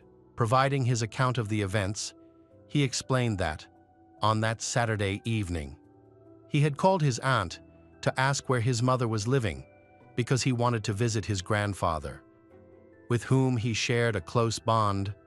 Robert and his grandfather occasionally went to the shooting range together, so he packed 2 weapons and a large amount of ammunition into his car. His aunt assured him that his mother wasn't living at his grandfather's house, but in a trailer elsewhere. This reassured Robert, as he wanted to avoid any interaction with his mother. Knowing it would lead to an argument, confident he wouldn't encounter Toshia, Robert drove to his grandfather's house. Robert parked at the end of the driveway and carried his weapon. Intending to show it to his grandfather, they briefly discussed ammunition. And during their conversation, Robert handed the weapon to his grandfather. According to Robert, his grandfather then walked into the house with the weapon, and Robert followed. Expecting that they might check for compatible ammunition, Robert recounted that when he entered the house behind his grandfather, the latter immediately began to attack with the weapon. Robert claimed that, from his position behind Curtis, he saw his mother sitting at the table and witnessed his grandfather kill her. His grandfather suddenly snapped, prompting him to panic and flee the house. Fearing for his life, however, the defense provided no clear motive as to why Curtis would have committed the murders. The trial lasted 8 days and included nearly 200 pieces of evidence. Both Curtis's shoes and Robert's shoes were covered in blood. The testimonies of Curtis and Robert contradicted each other, however. The jury confirmed that there was a lie in the testimony, according to Robert's friend and the arms dealer. The rifle used in the murder belonged to Robert. In fact, he had brought it to the Curtis house, and Robert still had bullets when fled. The jury deliberated for 2 full days on the first day. The jurors grew so tired after 5 hours of reviewing evidence that they requested to pause for the night, when they resumed the next day. They unanimously agreed on all 6 charges in the indictment. The jury found Robert Denton guilty of first-degree murder. The jury recommended a life sentence for Robert. With no possibility of parole for at least 51 years, Robert continues to claim his innocence. He is currently serving his sentence at the Turney Center Industrial Complex in Tennessee, the Millhorn. Children are still being cared for by family members. Welcome back to our channel. Today, we'll be diving into a new case, the case of Alcácer girls. This story takes us to a small town called Alcácer, located in Valencia, Spain, with a population of only about 7 people. In the 1990s, it became the center of a horrific case involving 3 high school girls on November 13, 1992. 4 friends, Antonia Rodriguez, Desiree Hernandez, Miriam Garcia, and another girl made plans to meet after school. Their day started like any other. They attended school and looked forward to spending the evening together when Miriam arrived at school. She expected her father, Fernando Garcia, to pick her up after classes later. Fernando recalled driving her home in his car during the ride. Miriam talked about her day, the grades she had received, and her dreams for the future. She was especially excited because she was planning to attend a party with her friends that evening. Fernando was sick with the flu, stayed in bed after bringing Miriam home. The party was scheduled to be held at a club called Cooler in the nearby town of Picassent. The girls planned to meet at the remaining friend's house at around 7 p.m. However, the friend wasn't feeling well and decided not to join them. The other 3 girls were determined to go ahead with their plans. By the time they were ready to leave, it was too late to rely on public transportation, so they couldn't find a bus to take them to the club. Miriam decided to call her father for help, but he was asleep instead. Her mother answered the phone. Miriam persistently asked her mother to have her father drive them to the neighboring town, but her mother refused. She believed it was a bad idea and potentially unsafe. And she also wanted her husband to rest. Miriam's mother insisted that the girls return home because it was already late. Miriam, however, asked if she could stay overnight at a friend's house, suspecting this was just an excuse. Her mother firmly insisted that Miriam come home. Reluctantly, Miriam agreed and promised to be back by curfew. Despite this, the girls were determined not to give up on their plans. They decided to find their own way to the club. At 8 p.m., the 3 friends began walking toward the club. For these young teenagers, this felt like an important night. It was their first time attending such a party. They had all promised their parents they would return on time as the night went on. Keeping that promise turned out to be much harder than they expected. Miriam was about 30 minutes late returning home, and her mother grew increasingly worried. Panic set in. However, in the early 1990s, the girls did not have cell phones, making contact with them impossible. The uncertainty was overwhelming for the parents. Miriam's mother tried to reassure herself, thinking that perhaps Miriam had been upset, gone to a friend's house, or was avoiding coming home to prevent an argument. Though this explanation felt overly optimistic, it gave her a brief sense of calm. She began calling the parents of all the friends Miriam had planned to meet that day. To her dismay, none of the girls were at home. The other parents were just as alarmed and immediately began searching for clues about where the girls might be. No one had any idea when or where the teenagers had disappeared. The last time Miriam's mother had spoken to her, Miriam was leaving a friend's house. It seemed unlikely that the girls could have gone far, as they had no money and had left all their belongings at home. The parents speculated that the girls might have gotten lost while trying to find transportation. Fernando decided to go to Picassent to look for his daughter. Though deeply worried, Miriam's father tried to reassure himself, believing that his daughter had always been a quiet, responsible girl who avoided trouble and bad influences. He hoped to find her near the club and bring her and her friends back home. Unfortunately, when he arrived, there was no sign of the missing girls. Witnesses at the club could not recall seeing anyone matching their descriptions. Fernando relayed this information to her mother, and the family quickly decided to contact the police. However, the police showed little urgency. They assumed the girls had simply stayed out late at the party, wandered into another club, had too much to drink, or spent the night with friends, and would likely return home soon. The authorities informed that they had to wait at least 24 hours before officially filing a missing persons report. The officers suggested that the teenagers might have a habit of sneaking out, but the parents firmly denied this. All the missing girls were between 14 and 15 years old. Miriam had left all her belongings in her room, clearly intending to return later that night. As she had promised her mother, similar patterns were observed in the other girls' cases. One of them had hastily packed a sports bag with items needed for practice the next day and had assured her parents she would come back early to rest. This behavior was entirely out of character for the girls, which left their families deeply concerned. Despite this, law enforcement remained resolute in their belief that no foul play was involved. Crime rates in the area were very low, making it difficult for anyone to believe the disappearances could be connected to criminal activity. When news of the case became public, everything changed. People in the small town, where most residents knew each other, were deeply shocked and assist in the search. Despite 24 hours passing without any progress from the police, the girls' whereabouts remained unknown. Volunteers formed groups to look for the girls and distributed leaflets with their descriptions. Throughout the town, Miriam's family was especially proactive.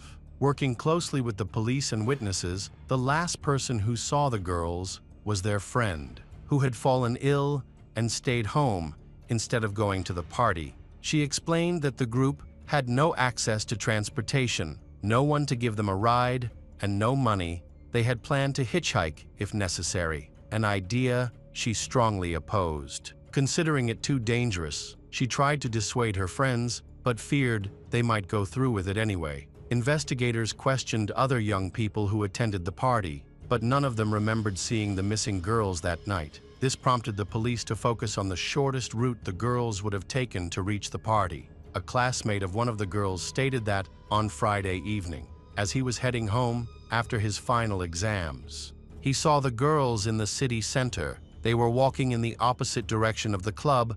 When he asked if they were going to the party, they said no. He couldn't remember the exact time, but guessed they were likely heading to their friend's house. Another witness, an older acquaintance, reported seeing the girls a few blocks from their friend's house. He was driving through the area with his girlfriend when he noticed them, although he didn't know the girls well.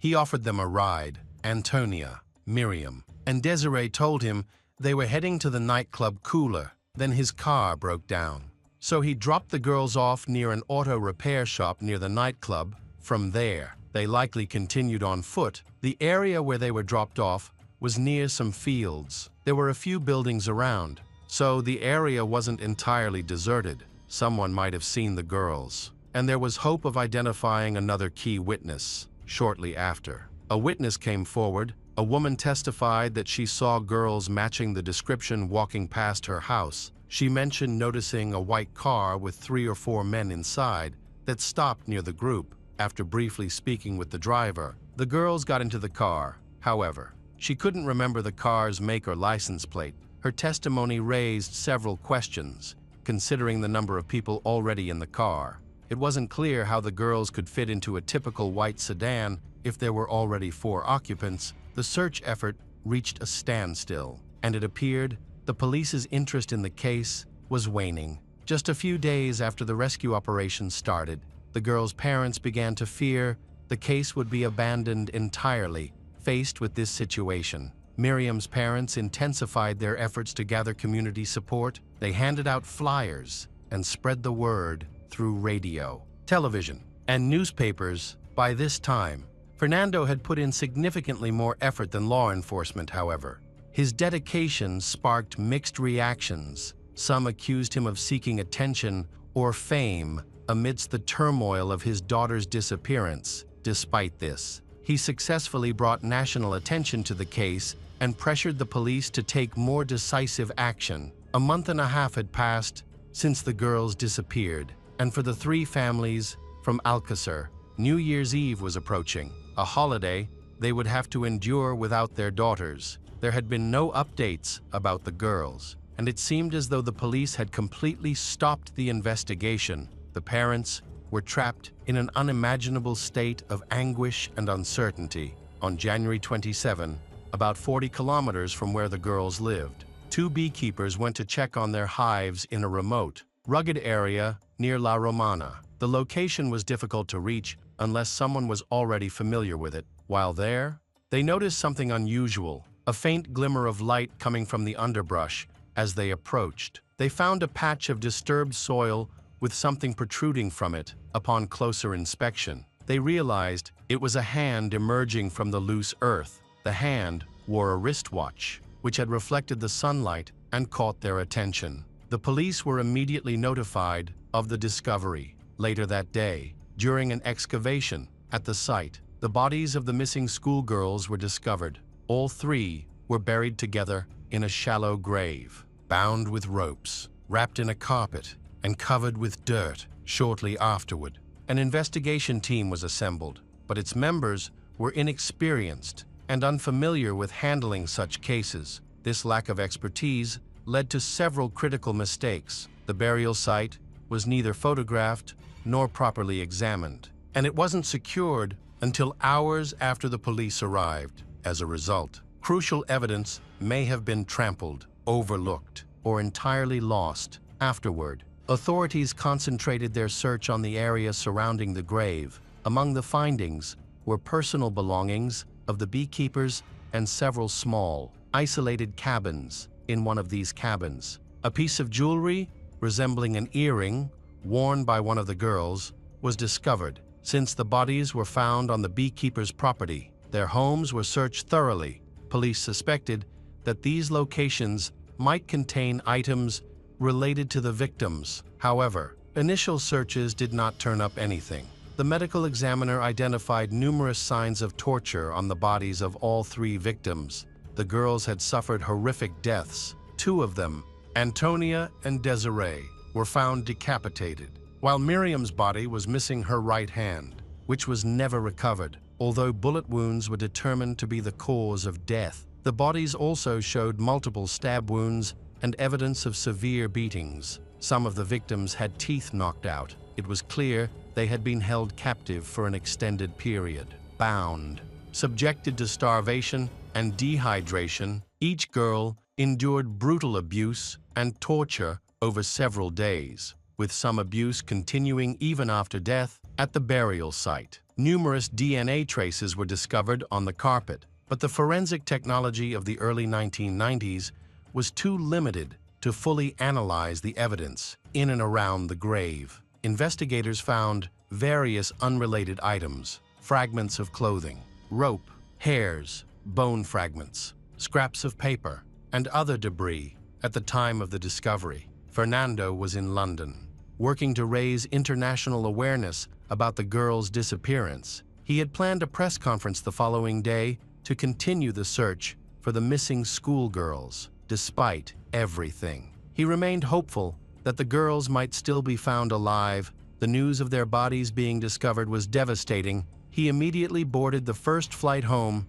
to be with his family during this tragic time. The extensive media coverage of these events had unintended and troubling consequences for those directly involved when the police informed the families about the girls' deaths. The moment was broadcast live on television. What should have been a private, painful moment was turned into a public spectacle, resembling reality TV. While search efforts were still ongoing, the police quickly identified potential suspects at the burial site. They found fragments of paper that turned out to be part of a patient record from a nearby hospital. This clue led them to a small house near the location where the girls' bodies were discovered. Inside the house, they found an earring, which became a key piece of evidence in the investigation. The suspect was Antonio, who had access to the house and a prior criminal record. However, the authorities could not apprehend Antonio, as he had disappeared, seemingly fleeing, which added to suspicions about his involvement. Forensic analysis determined that more than one person had attacked the girls. Investigators then turned their attention to Antonio's social circle, including his friend Miguel Ricard.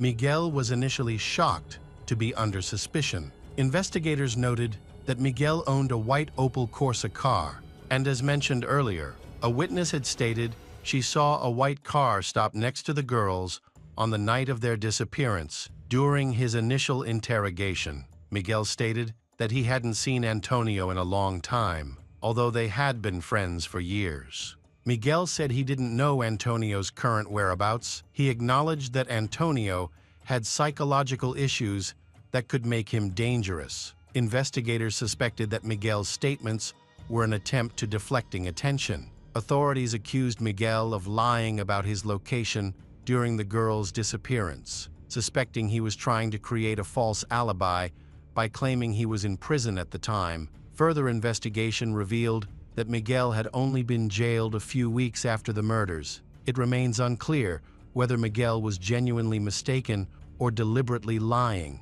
Miguel grew up in a difficult household. His mother died when he was 3 years old, and he was raised by an abusive father. This upbringing led him to experiment with alcohol and banned substance. At 16, Miguel dropped out of school to support himself and began working. He spent some time working on a farm and later, at the age of 20, became a used car salesman. He lived with a girlfriend for several years, and when she became pregnant with their daughter, Miguel joined the Spanish army. After leaving the army, he returned home. At this time, he exhibited domestic violence, which put a strain on his relationship with his girlfriend. They eventually separated, and Miguel moved in with his close friend Antonio. Miguel and Antonio began committing crimes such as theft and stealing cars, which attracted police attention. Although Miguel had no history of violent behavior, Antonio's troubled past raised suspicions. Antonio was born in 1966 in Brazil to a large family that later moved to Spain from a young age. He exhibited a volatile and aggressive temperament, often causing trouble in school and instigating fights. His behavior worsened during his teenage years, as he frequently skipped school and was rumored to carry a weapon. Eventually, Antonio became involved in criminal activities, forming a gang that targeted vulnerable men. The gang would lure their victims to isolated locations under false pretenses, rob them, and blackmail them for extended periods. During this time, Antonio developed addictions to alcohol and banned substance, eventually he becoming involved in banned substance distribution. His sadistic and abusive behavior also extended to his own family, leading them to report him to the police. His mother even obtained a restraining order to protect herself from his aggression. Antonio was eventually convicted of crimes related to banned substance dealing and violence against, receiving a 9-year prison sentence at the time of the murders of 3 schoolgirls. Antonio was on weekend leave from prison due to good behavior. After the murders, Antonio fled. During multiple interrogations, detectives obtained a confession from Miguel, seemingly solving the case. However, Miguel later repeatedly denied the confession, claiming it had been made under pressure and coercion. The guilt of both Antonio and Miguel still needed to be definitively proven. This disagreement caused tensions even among the victims' families. Meanwhile, the case unfolded under intense media scrutiny, gradually becoming a pivotal moment in Spain's legal history. From the beginning, police actions raised serious questions and sparked controversy. Miguel's confession lacked consistency, with his testimony changing each time. Additionally, the detectives' records appeared fragmented, leading many of Miguel's supporters to believe that investigators had manipulated him to obtain the answers they wanted. According to the official prosecution narrative, Miguel and Antonio met on the specified date, late that evening. They were driving a white car down a road when they encountered three schoolgirls walking toward a club. After stopping near the girls, the latter appeared to feel uneasy. Miguel confessed that Antonio instructed him to help seize the girls and forcefully drag them into the car. The two then drove to a secluded area where they assaulted and abused the victims. They decided to move to a more remote mountainous location near an apiary. There, in an isolated cabin, they continued to torture and abuse the girls for days. Miguel stated in his confession that he tried to persuade Antonio to stop, but claimed Antonio ignored him and coerced him into participating. Miguel asserted that he complied out of fear for his own life. The girls reportedly cried and begged for release, but Antonio struck one of them on the head with a rock to silence her. After a prolonged period of torture, the perpetrators murdered the girls. They wrapped the bodies in a carpet and buried them on the apiary grounds. Miguel later retracted his confessions after consulting a lawyer. When Fernando looked into these allegations, he discovered that many interrogations had been inadequately documented. Additionally, there were no audio or video recordings of Miguel's confessions, leaving investigators to rely solely on written reports. This raised suspicions that something was being hidden throughout the case. Miguel faced significant challenges, including going through 7 different defense attorneys, which caused major delays as the investigation and his detention lasted 4 years. Shortly before the trial, a new lawyer joined the case and had to review over 800 documents, including confessions and expert reports. During this time, advancements in forensic science enabled more detailed DNA analysis. Investigators had collected numerous samples of bodily fluids, hair, and blood during the investigation. However, they could not be fully analyzed with the forensic techniques available in the early 1990s. Now, updated methods made such investigation possible. Just 1 day before the trial, Fernando requested a delay to conduct additional analysis of this evidence. He contacted an independent forensic expert with experience in criminal cases. He quit his job and devoted his life entirely to the investigation, which took a heavy toll on his personal life. His marriage suffered greatly, and his wife later admitted that the tragedy had reduced their relationship to a mere shadow of what it once was. The tragedy also severely impacted Fernando's wife, whose health declined over the years. She battled cancer and ultimately refused a liver transplant, saying it should go to someone who truly wanted to live. By the time the trial began, she had passed away. The case of Alcácer girls undoubtedly became the most high-profile case in Spain's history. A heated confrontation unfolded as the prosecution's version of events was riddled with gaps and inconsistencies. Independent experts were unable to find any evidence linking Antonio or Miguel to the murders of the 3 schoolgirls. Their only connection to the case appeared to be a cabin near the area where the bodies were discovered and a torn map located close to the burial site. But outside the pit, searches of the apiary cabin and the white car allegedly used by the men revealed no traces of the girls' torture or blood. Considering Miguel's confession, it seemed highly improbable that no physical evidence of the crimes could be found in the house or vehicle. Despite such doubts, the prosecution remained determined to secure a conviction. Meanwhile, Fernando launched his own investigation and unearthed evidence suggesting the involvement of high-ranking officials. Driven by the painful loss of his daughter, he tirelessly sought the truth, openly criticizing the entire investigative process and sparking widespread public debate. He even appeared on television, alleging that the crime might be linked to a criminal network responsible for orchestrating such activities. He accused several prominent figures in Spain, a move that drew significant public attention. However, these allegations came with consequences. Both Fernando and a criminologist assisting him faced legal repercussions for attempting to obstruct the ongoing investigation. Miguel's trial began in mid-1997. By that time, He had already spent 4 years behind bars. He was expected to receive a severe sentence for the crimes he was accused of, despite the lack of concrete evidence. Miguel was convicted of kidnapping, abuse, and murdering the 3 victims, and sentenced to 170 years in prison. In 2010, Miguel appealed to the European Court, which ruled in his favor. Stating that the sentence constituted cruel punishment, the European Commission argued that indefinite prison terms could make inmates increasingly uncontrollable and violent toward other prisoners and staff. Miguel was later released in 2013, following a ruling by the Court of Justice of the European Union. As for Antonio, his whereabouts remain unknown. It was suspected that he had attempted to flee the country, although briefly detained in Ireland for traveling without a ticket. He disappeared shortly afterward. Some speculated that he allegedly jumped into the sea off the coast of Ireland to end life. Many believe he successfully escaped abroad,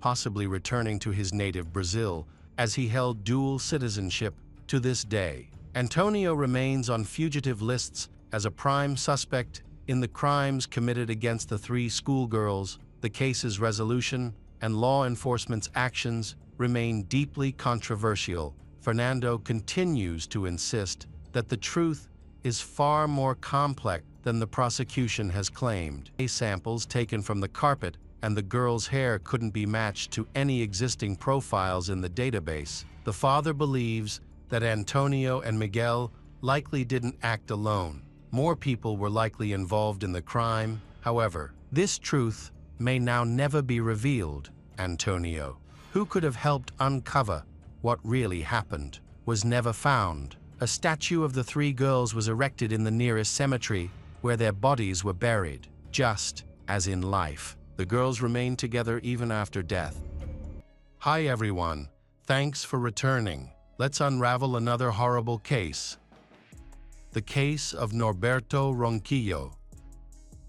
In 2019, Norberto Ronquillo, a 22-year-old Mexican student, was kidnapped by unidentified men shortly after leaving college. He had just completed his final semester before graduating. Norberto lived with his uncles in southern Mexico City, just a 15-minute walk from Pedregal University, on the evening of July 4. He left the university at 9 p.m. and texted his girlfriend to say he was coming home. A security camera recorded him leaving the building at around 9:30 p.m., but he disappeared afterward. The case attracted widespread attention in Mexico, and finding those responsible should have been easy. However, the mastermind managed to confuse the investigation, creating a bizarre story that captured the attention of many. Norberto was born in Meoqui, Chihuahua.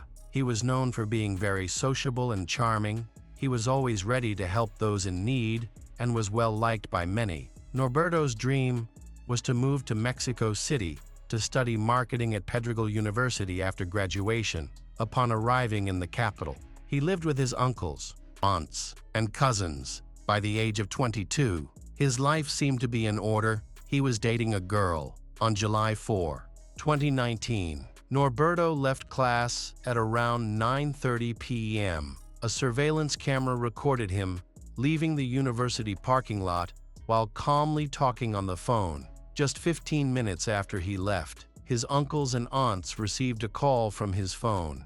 But it was not Norberto on the other end of the line. Another voice informed them that their nephew was being held captive. The young uncle panicked and abruptly hung up. The kidnappers called back, but no one answered. Finally, Norberto's aunt picked up the phone and spoke to the criminals. Their message was clear: to see their nephew Norberto alive. His uncle's family needed to hand over 5 million pesos that night at 10 p.m. The police received a report of a gray Toyota Yaris abandoned in the middle of the road.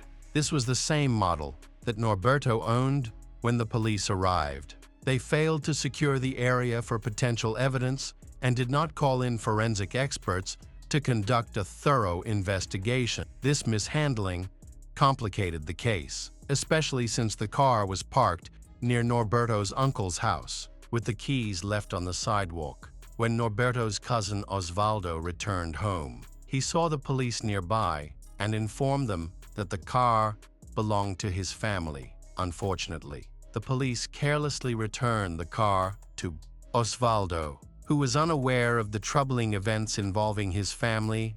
At midnight, Osvaldo returned home and received shocking news. He quickly decided to take his father to the police to report the incident. 40 minutes later, the case was officially opened.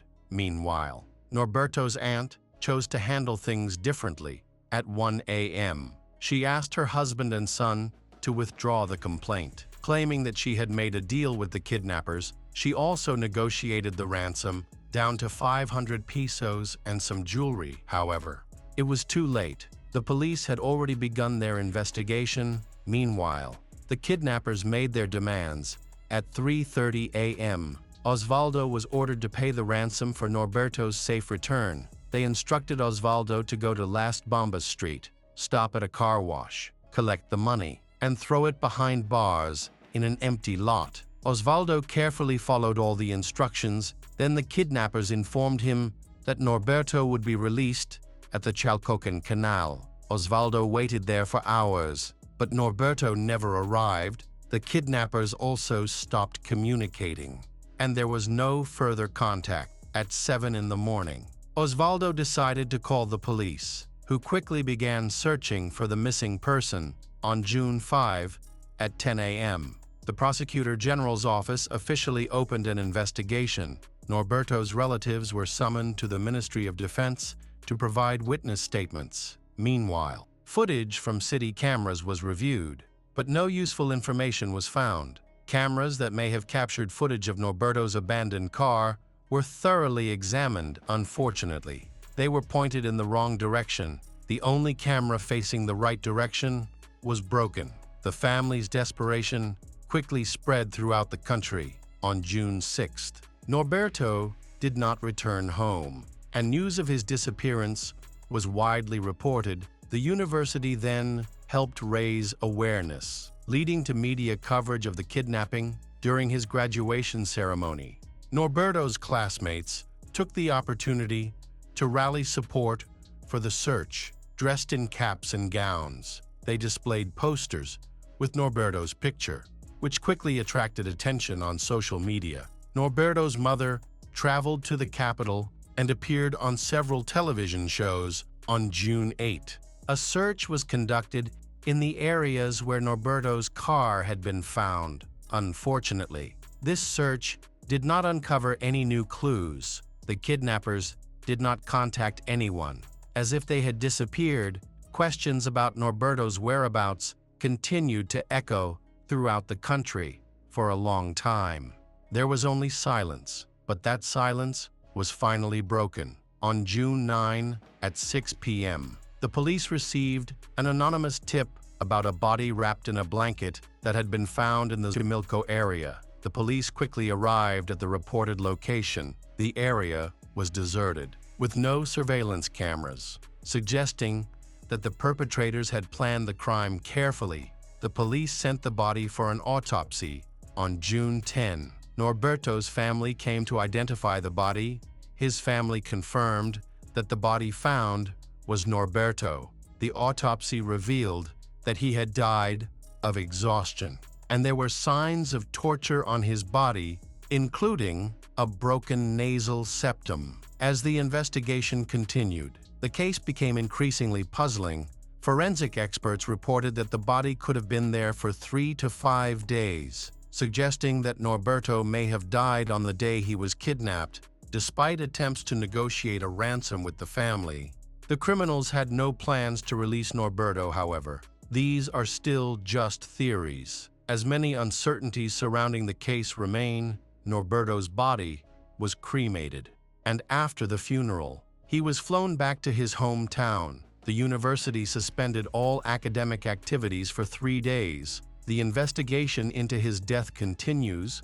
Norberto's mother has used social media to call for justice and urge safety measures for all young people to prevent tragedies like her son's from happening again. The first to face consequences was the police, who ignored Norberto's car, a potential piece of evidence. Traces of blood were later found inside the car, but were never tested. When Norberto's cousin Osvaldo got into the car to take it to the garage, he accidentally contaminated potential evidence, however. Osvaldo did not know that Norberto was missing at the time and only learned about it when he got home. Since then, the car has not been mentioned again. The Attorney General's office has analyzed more than 20 hours of video from 6 cameras, including state and private cameras. Located near the scene of the incident, it appears that the criminals used 2 cars to carry out the kidnapping. It was revealed that one of the cars was used to distract attention from the criminals and only intervened if any problems arose. The second car was used specifically for the purpose of kidnapping Norberto. The information gathered led to a 2-part investigation. First, it was assumed that the kidnapping was carried out by a Mexican organized crime group known to the media as the Skinheads. This group targeted students from private universities and high schools within a 10-kilometer radius of Xochimilco. One similarity with Norberto's case is that the gang had previously carried out 5 kidnappings, 3 of which resulted in the victims being killed even after their families had paid ransoms. Furthermore, records show that these victims usually died within the first 48 hours of their capture. However, there are some notable characteristics of skinhead gangs. They shave the victim's head before releasing or killing them. In Norberto's case, his head was not shaved, and there was no evidence that he was being held captive. Negotiations between criminal groups and families are common in these types of crimes. Considering this, the police formed a second hypothesis. The crime could have been committed by someone close to the Norberto. They decided to question Norberto's acquaintances. The Prosecutor General's office found it suspicious that the ransom was arranged so quickly, in just 20 minutes. And it was hard to believe that the criminals would agree to a discount for the family. It was also strange that Norberto's aunt refused to involve the police. Later, the police interviewed Norberto's girlfriend, aunt, uncle, cousins, and close friends. Finally, a breakthrough occurred. The police noticed that Euritzi's ex-boyfriend seemed to be interfering too much in Norberto and Euritzi's private lives. He often expressed dissatisfaction with their relationship, however. Euritzi and Norberto appeared to be a happy couple, regularly sharing photos of themselves together on social media. The day before Norberto went missing, his girlfriend Euritzi posted a tweet that appeared to be directed at her ex-boyfriend, urging him to stop interfering in her life and focus on his own. The Attorney General's office quickly launched an investigation into Euritzi's ex-boyfriend, but the investigation stalled when he could not be found. Finally, a crucial piece of evidence emerged that had previously been overlooked. The red plaid blanket that had been used to wrap Norberto's body had the name Hernandez embroidered on it, indicating that it belonged to a family with that surname. This raised suspicions about Norberto's maternal family. The Attorney General's office investigated 47 people with the surname Hernandez. Unfortunately, these investigations were fruitless and caused delays. Meanwhile, the most promising lead in the case came from surveillance cameras. When the police reviewed footage from a camera on Las Bombas Street, they saw a white van and a red sedan drive by at 3 a.m., shortly after Osvaldo delivered the ransom, with 3 people getting out of the vehicles. After receiving new information, the police were able to clarify some important details. They quickly identified the red sedan and its owner. This discovery led to several arrests. The first arrest was of Daniel, the owner of the red sedan. In his statement, Daniel explained that he used the car to transport passengers for a private company. He said that the person driving the car that night was actually his friend, Oscar. The police then went to Miguel Hidalgo to find Oscar. When Oscar was arrested, the police found packages containing illegal synthetic substances. They also learned that he had previously been involved in a criminal case, based on information provided by Daniel and Oscar. The police arrested Jose Fernando, who was also found to have illegal substances, on July 7, more than a month after Norberto's death. The preliminary results of the investigation were released to the public. Creating considerable interest, the police stated that one of the suspects was Daniel's cousin, but Daniel's father insisted that he had never heard of Norberto. This raised questions about how Daniel could have known Norberto and why he would plan to kill him. New evidence quickly emerged in the case to expedite the investigation. Oscar appeared in court a few days later and surprisingly confessed to being involved in the crime. They uncovered key details and identified a woman named Euritzi Martinez, Norberto's ex-lover, as the mastermind behind the crime. Euritzi met Norberto about 3 years ago, and they dated for a short time. Romantic photos and messages to her were found on Norberto's Facebook page, and his aunt confirmed their relationship. However, the motive behind Euritzi's involvement in the crime remains unclear. Euritzi asked for Norberto to be kidnapped because he owed her 700 pesos. They planned to demand 5 million pesos from his family after she received the money. The rest would be divided among the kidnappers. Euritzi claimed that Norberto's uncle and aunt owned shops in the Central Market, which would make it easier for them to collect the ransom. However, things quickly spiraled out of control, and Norberto was killed on the night of his kidnapping. The police promptly opened a case against Norberto's ex-girlfriend, Euritzi, until July 14. She was still active on social media after the arrest warrant for Euritzi was issued. She disappeared. She deleted her social media accounts and turned off her cell phone. A few days later, the investigation revealed that there was no debt between Norberto and Euritzi. It became clear that she only wanted to profit from Norberto's family. On July 28, 2019, Daniel and Oscar were arrested and taken into custody at a pre-trial detention facility. Initially, it seemed that the case was almost solved, with the only remaining task being to find Euritzi. However, during the investigation, the police discovered that Elvia, the owner of the house where Norberto had been held, was involved in the kidnapping. On September 21, Elvia was arrested for unlawful deprivation of liberty following her arrest. New details of the investigation emerged. It was revealed that Elvia was a witch and that the kidnappers had approached her to perform a ritual to assist in the kidnapping. Elvia had voluntarily joined the criminal group, motivated by the prospect of receiving a portion of the ransom. The final arrest in the case occurred on October 22. When the police apprehended Jose Fernando, they sought him for drug trafficking 3 days later. After being taken to prison, Jose was informed that he would also face charges for kidnapping Norberto.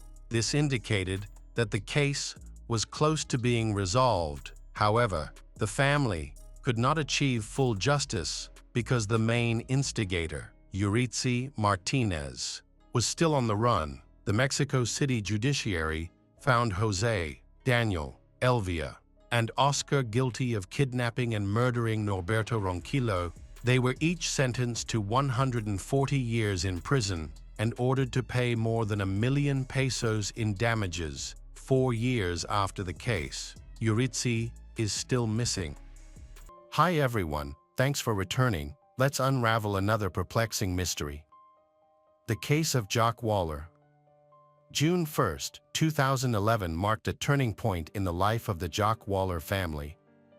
That day, Jock called her sister Cheryl to say that she was going to pick up her children from her ex-husband Clay Waller and would be home later. However, Jock never returned and did not call back.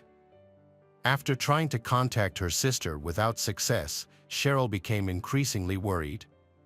To address her concerns, she drove to the police station around 7 p.m.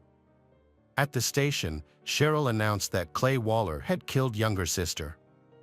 It was a shocking statement for all the police, as Jock had only called Cheryl a few hours earlier and there was no reason to be alarmed and assume that she was in trouble. But it turned out that Cheryl's hunch was correct, and her sister Jock was indeed caught up in a macabre story. So what happened to Jock, and what made Cheryl really believe that Clay Waller had killed her sister even before Jock was reported missing? Jock was a sweet, kind, and caring girl when she met Clay, and they hit it off. Clay had a stutter that caused some people to make fun of him, which made him feel self-conscious. Jock, however, was different. She never made fun of him and always protected him, making sure he didn't get hurt. That was her nature. She protected the vulnerable, fought against injustice, and helped people.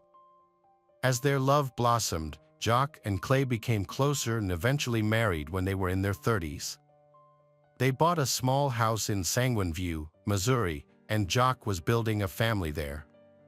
Jock had a successful career, unlike her husband, whose life was constantly failing and couldn't stay in one place for long. As a result, Jock was the sole provider for the family.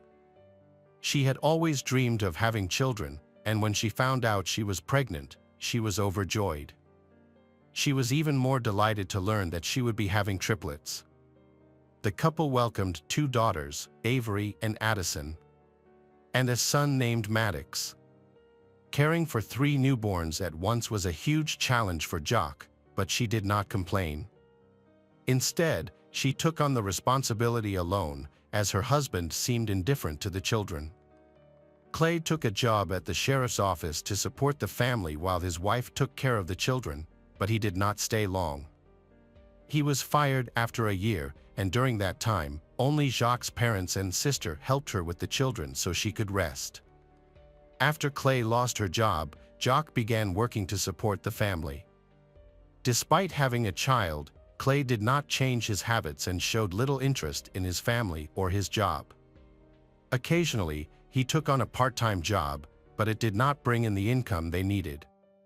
He seemed content to live off Jock, who worked 40 hours a week while still caring for the children. Jock's career took off, leading her to a management position at an insurance company. However, this success only made her husband more comfortable, and he decided not to worry about money anymore. Instead of appreciating his wife, Clay abused her in every way possible. He insulted her, called her worthless, and told her that no one wanted her. He had affairs with other women. Jock's parents and sister were extremely outraged by her husband's behavior and convinced her to divorce him. However, at that time, Jock was not ready for such an extreme choice and tried to keep her family together. Every day, any hope of saving her marriage went up in smoke before her eyes. A few years later, the couple began to have problems. They were in financial trouble because her husband was not working and Jock's salary was not enough to support their growing family. The mortgage debts kept mounting and they were in danger of losing their home. Jock decided to move in with her sister, while her husband stayed with a friend. By this time, the children were a little older and Jock made the difficult but necessary decision for herself to get a divorce because she felt that she and the children deserved a better life. She talked to her husband about it, and at first, Clay took the news calmly. However, he later changed his mind and refused to divorce. Clay began to threaten Jock. At first, the threats were indirect and vague, but eventually, he directly threatened her life, claiming that divorcing him would be a death sentence for her and the children. This scared Jock, but she did not give up on her decision. She could not continue living this way and sought to distance herself from her husband. Jock confided in her family about Clay's behavior and kept a diary of his disturbing actions. She also noted that her husband had been following her. At the time, Jock and the children were staying with her sister. The children, who were only 5 years old, did not understand the situation, but Jock explained that it was necessary. Eventually, things began to return to normal and the divorce proceedings were almost complete. Clay seemed to have accepted the divorce and stopped bothering Jock. The two began to move forward and began to build a new relationship. Jock allowed her husband to visit the children and they stopped arguing. On June 1, 2011, Clay and Jock scheduled a meeting at the lawyer's office to discuss the final important details of the divorce. That day, their son Maddox was with his father, while the other children were at Jock's sister Cheryl's house. After the meeting, Jock planned to pick up her son. When she left the office, she called her sister Cheryl and told her everything had gone well. She drove to Clay's house to pick up her son and then made plans to return to her sister's house. That was their last conversation. Jock, 39, never heard from her again. Over time, Cheryl grew worried and started calling Jock, but she didn't answer. Cheryl then tried calling Clay, but he didn't answer either. Cheryl suspected that Clay might have done something to Jock, so she texted him, "If I don't hear from Jock in 5 minutes, I'm calling the police." Clay immediately called her back, asking what was wrong. Cheryl replied that he knew exactly what she meant. But Clay insisted that he did not know where Jock was and promised to tell her to call Cheryl back when he saw her. Doubting him, Cheryl took younger sister children to her parents' house and filed a police report herself. The police were wary of Cheryl's claim that Clay was involved in her sister's disappearance, but did not send her home to wait for 24 hours to pass. Instead, they quickly decided to contact Clay to find out if there was any clue as to Jock's whereabouts. They called Clay, and he said that he had lunch with Jock. He said that they had met at the lawyer's office to discuss some aspects of the divorce and then drove to his house to talk further. He said they had a chat and then he went to the store. When he returned, Jock's car was gone and he assumed that she had left. According to Clay, their son Maddox was in Illinois with his new girlfriend at the time, and Jock knew this and was not concerned about their son. He insisted that she had come to his house just to talk, not for their son. Clay's words seemed hard to believe. Jock had made it clear to her sister that she had come to Clay's house for her son. She had no intention of discussing anything with him, especially since she would not allow her son to be with another woman so far away. She would have been furious with Clay in that situation. Cheryl did not believe the story. She convinced the police that Clay was lying and hiding something, and that things were indeed serious. Jock and her car were reported missing, and a massive search began. Hours later, Jock's car, a Honda Pilot, was found on the interstate with flat tires. It was no accident. The tires had been deliberately punctured and looked like they had been set up. The car was found open and empty, with some blood on the back seat, but there were no clues to Jock's whereabouts. It seemed increasingly likely that she had been attacked and kidnapped. The search for Jock focused on that area, with many volunteers working alongside police and rescue dogs. Despite the unbearable heat, people were eager to help. The family offered a $3,500 reward for any information about Jock's whereabouts. Despite their efforts, the search was unsuccessful. The police began to focus more on her ex-husband, Clay. They went to his house to talk to him again, but Clay repeated the same story. When police asked to search his home and car, Clay refused and immediately hired a lawyer to defend his rights. For days after she disappeared, Clay left his wife a tearful voicemail, "Hi honey, it's Sunday. I went missing on Wednesday. Please, if you get this message, call me. I don't know where you are and I miss you so much. Please call me." The police then obtained a search warrant and returned to his home. While examining the car, they discovered stains that looked like blood. The forensic team collected samples and sent them for testing, which showed that they were fish blood. It turned out that Clay had intentionally covered the car with fish blood to throw the forensic experts off. When the house was inspected, it was noticed that the floor had no carpet. A section of the floor had been cut out, leaving a noticeable mark.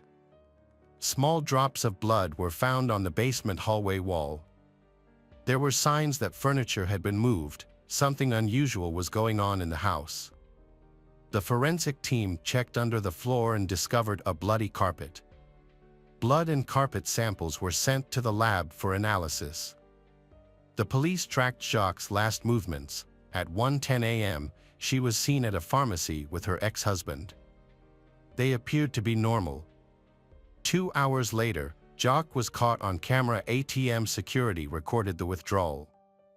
Jacques did not appear on the surveillance camera afterward, while Clay did. Hours later, Clay, his son, and his new girlfriend went to a toy store. They then went to a car wash in his pickup truck, which had a suspicious trash can inside. Clay changed clothes and washed the car and boat. Suspicion grew around Clay, and he became the prime suspect. Police released photos of Clay's pickup truck and boat, asking any witnesses who saw them to come forward. A young couple reported seeing Clay near Devil's Island on the Mississippi River, which was later confirmed by Clay's cell phone records. This prompted police to conduct a search of the area, but despite their efforts, nothing was found. At that time, forensic testing revealed that drops of blood found in Clay's home matched those of the missing woman, Jacques. Based on this evidence, the police suspected that Jacques was likely dead. The police brought Clay in for questioning and attempted to get him to confess to the murder. However, he refused to admit to any wrongdoing, instead claiming that it was old blood from a domestic violence incident in the kitchen. Without a body, the police could not arrest a suspect and charge him. They released Clay but continued to monitor and investigate him.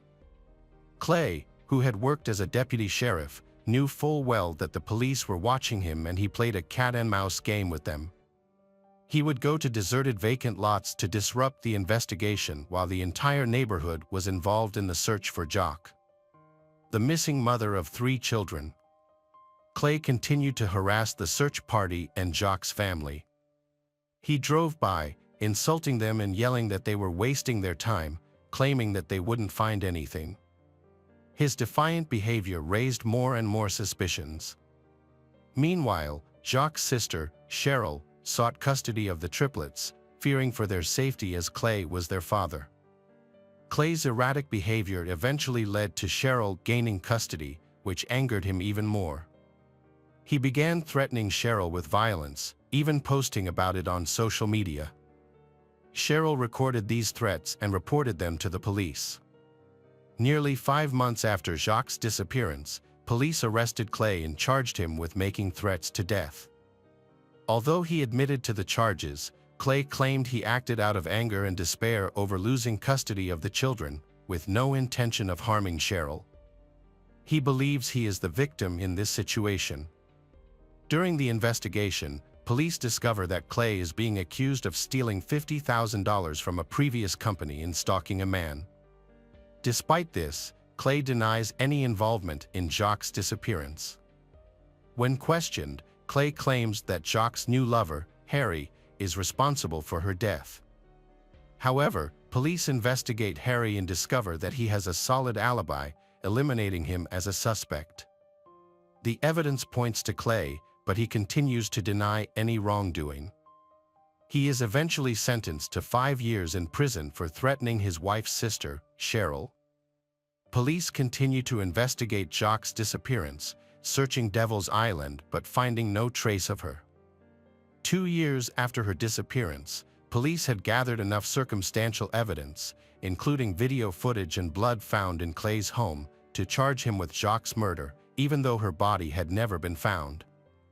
It was a risky move, because if they lost, the DA's office would not be able to charge him a second time. However, the prosecutor was determined. Clay, after consulting with his attorney, made a deal with the prosecutor to reduce his sentence. Clay offered to plead guilty to murder and provide a burial site. Jacques' family agreed to the deal because it was important to find her body and give her a proper burial.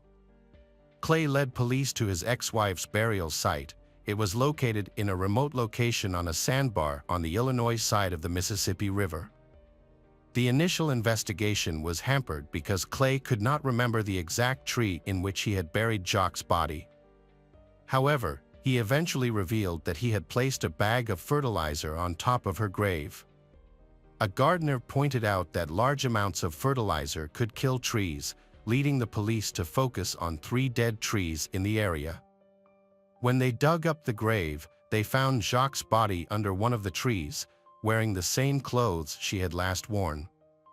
The woman was identified from dental records as Jacques Waller. The discovery of Jacques' body brought closure to her loved ones, who were finally able to hold a funeral for her.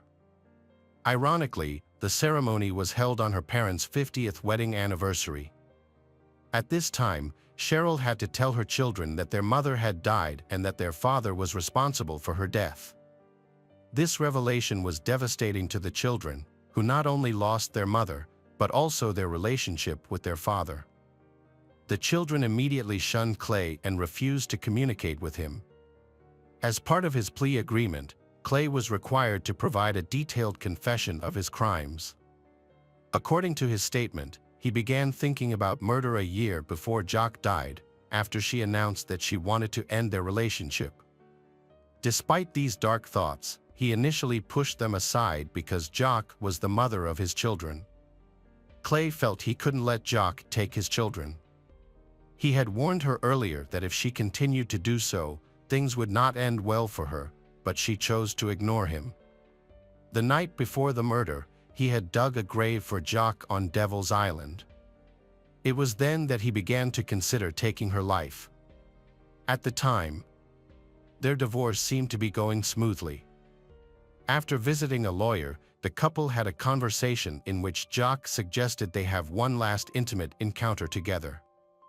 They went to his house, where they continued the conversation in the kitchen. He opened the refrigerator to find a snack. When he raised his head, he accidentally hit Jacques on the head, causing her nose to bleed. This enraged her, and she stormed out into the hallway. She began screaming that he would never see their children again. This was Clay's breaking point. In a fit of rage, he punched her in the face and then strangled her. After the fight, he dumped Jacques' body in a prepared grave on Devil's Island. He then cleaned up the crime scene by washing his car, cleaning the house, and showering. He changed into new clothes and attempted to resume his normal routine by meeting his new girlfriend and son at a toy store, as if nothing out of the ordinary had happened. Clay claimed the murder was an impulsive act driven by emotion, contradicting his earlier statement about digging the grave the day before. This inconsistency raised suspicions of premeditated murder. The medical examiner's report showed that the victim had suffered multiple skull fractures, consistent with blunt force trauma rather than a simple fight. Clay's initial story was not believed. Clay seemed content with his 20-year sentence for second-degree murder, showing no remorse for killing his ex-wife Jacques. However, the prosecution had a surprising twist. The hole he dug to bury Jacques was in another state, Illinois, and the murder took place in Missouri. These features fall under federal laws against domestic violence across states, and he violated them. This allowed him to add 35 years to his sentence. Clay Waller would be eligible for parole after serving 85% of his 55-year sentence. Clay had no idea that his confession would have serious consequences due to a federal law he was unaware of. Welcome back, detectives. Let's dive into another horrible case. The case of Madison Sparrow. Madison Elizabeth Sparrow was born on September 12, 2003, in Norfolk, Virginia, United States.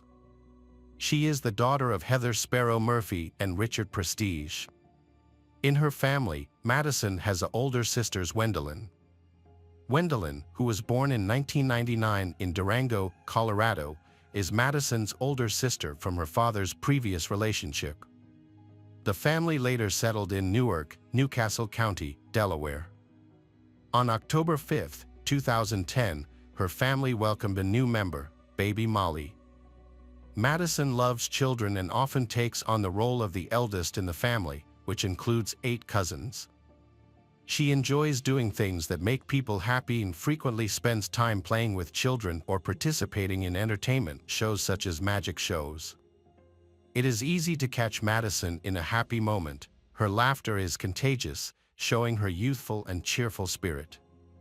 However, Madison can also be thoughtful and dreamy at times.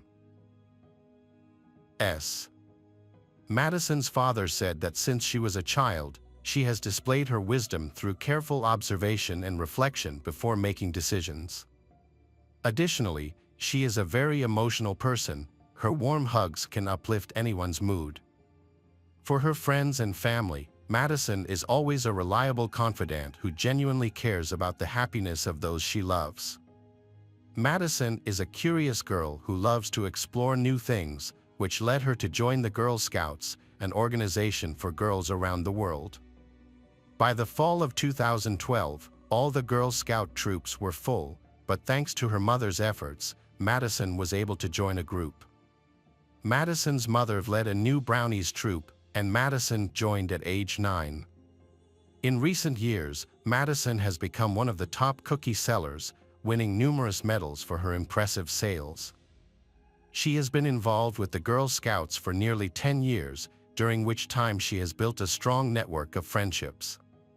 Currently, Madison volunteers with her younger SI. Stir Molly's troop, as she enjoys working with other young people and making a positive impact on their lives. Madison is a kind and generous girl who acts with commitment to her faith in God and service to her country. She is passionate about helping others and strictly adheres to the principles of the Girl Scouts. However, like any other young girl, Madison also enjoys spending time having fun and living life to the fullest. Even in her teenage years, she is always the life of the parties. She often plans parties with her friends, ranging from movie nights to full-blown beauty parties with manicures and pedicures. Madison frequently stays up all night, so it is not unusual for her to struggle to wake up by noon the next day. Before finishing elementary school, Madison met Annika Stalczynski, a girl her age who was born in Newark on July 9, 2003. They quickly became close friends and studied for exams together. Information about Annika's life is limited, but it is known that her parents are Robert Stalczynski and Robin Kars. In 2004, her family lived on Arona Mink Drive in Newark.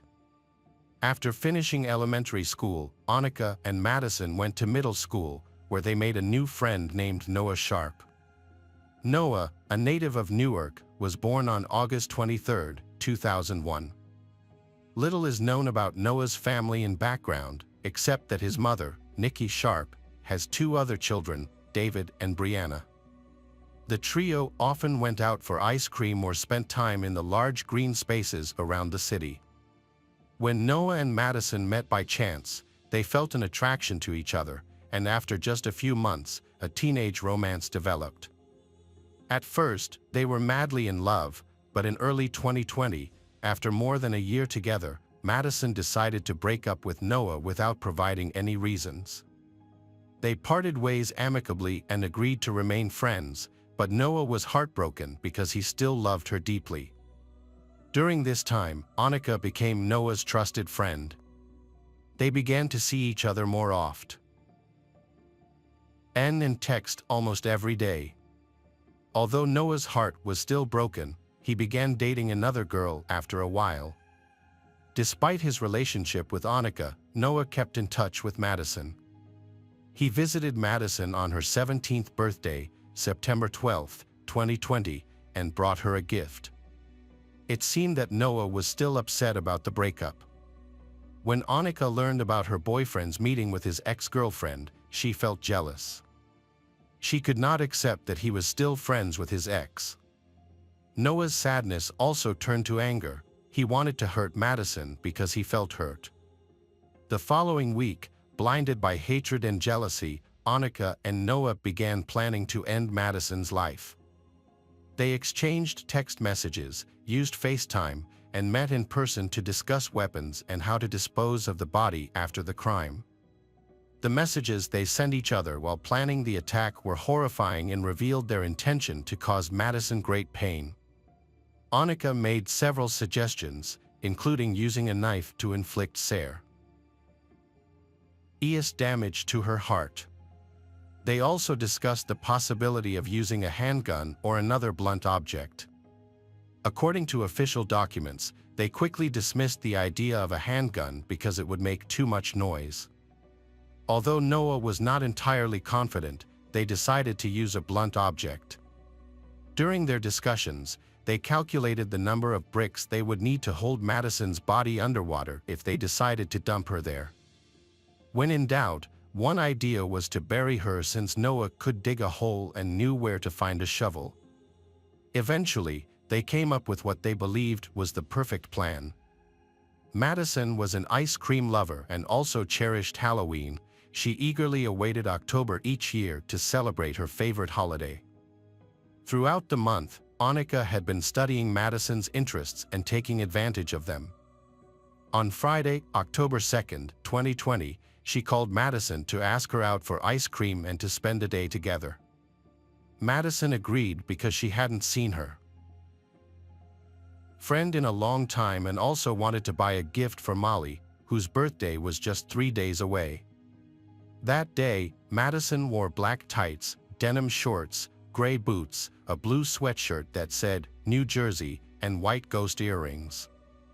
She rarely wore jewelry, especially earrings, but since she didn't have much time to prepare for Halloween, Madison decided to buy these earrings to match the holiday. At 2:44 p.m., she said goodbye to her mother, Heather, promised to see her later, and then left. Although nothing unusual happened at that time, the events that followed were extremely unsettling. That was the last time her mother saw her alive. Just hours later, Heather began receiving abusive text messages from Madison's phone number, along with information suggesting that Madison was supposed to be leaving the country. Heather thought it was a joke. She replied and wished Madison good luck in her endeavor, joking that she had forgotten to bring her passport, which was in the safe. However, Heather received no response. Even when she called her daughter, no one answered. Heather, who was hanging out with Molly and taking her to scout meetings and swimming lessons, was confused. The lack of response began to worry her. Heather decided to call Annika, knowing that they would meet later in the day. When Annika answered, she burst into tears and explained that Madison had insulted her and that she had dropped her off near a store. Annika then suggested contacting Noah, but he did not respond. Frustrated, Heather asked Annika to contact Noah again. The three of them chatted but did not get any information. Frustrated, Heather decided to go home. On the way home, Heather received several messages from her daughter's friends, who had also received strange messages and wanted to know what was going on.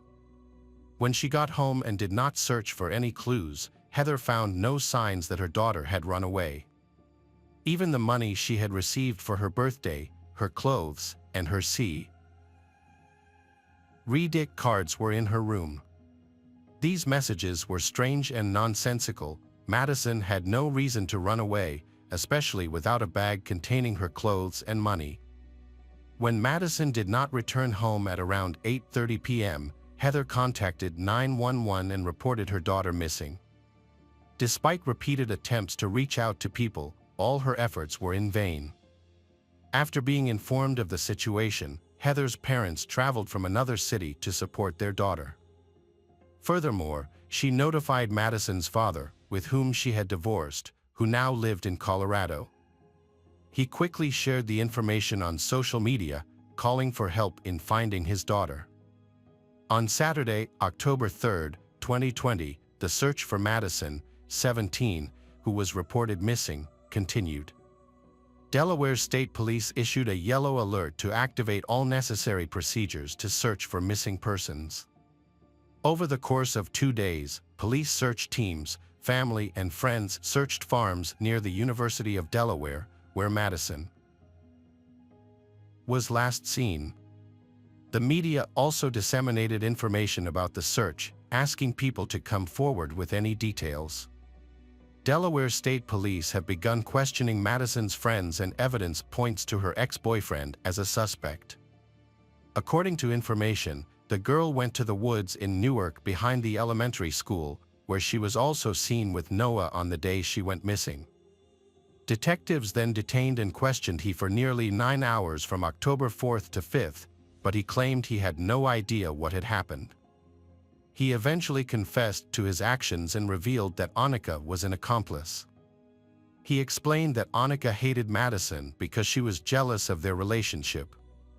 He also shared his deep feelings about breaking up with her. According to Noah's testimony, he drove Madison to the woods behind the elementary school, then hid behind the bushes with an aluminum baseball bat.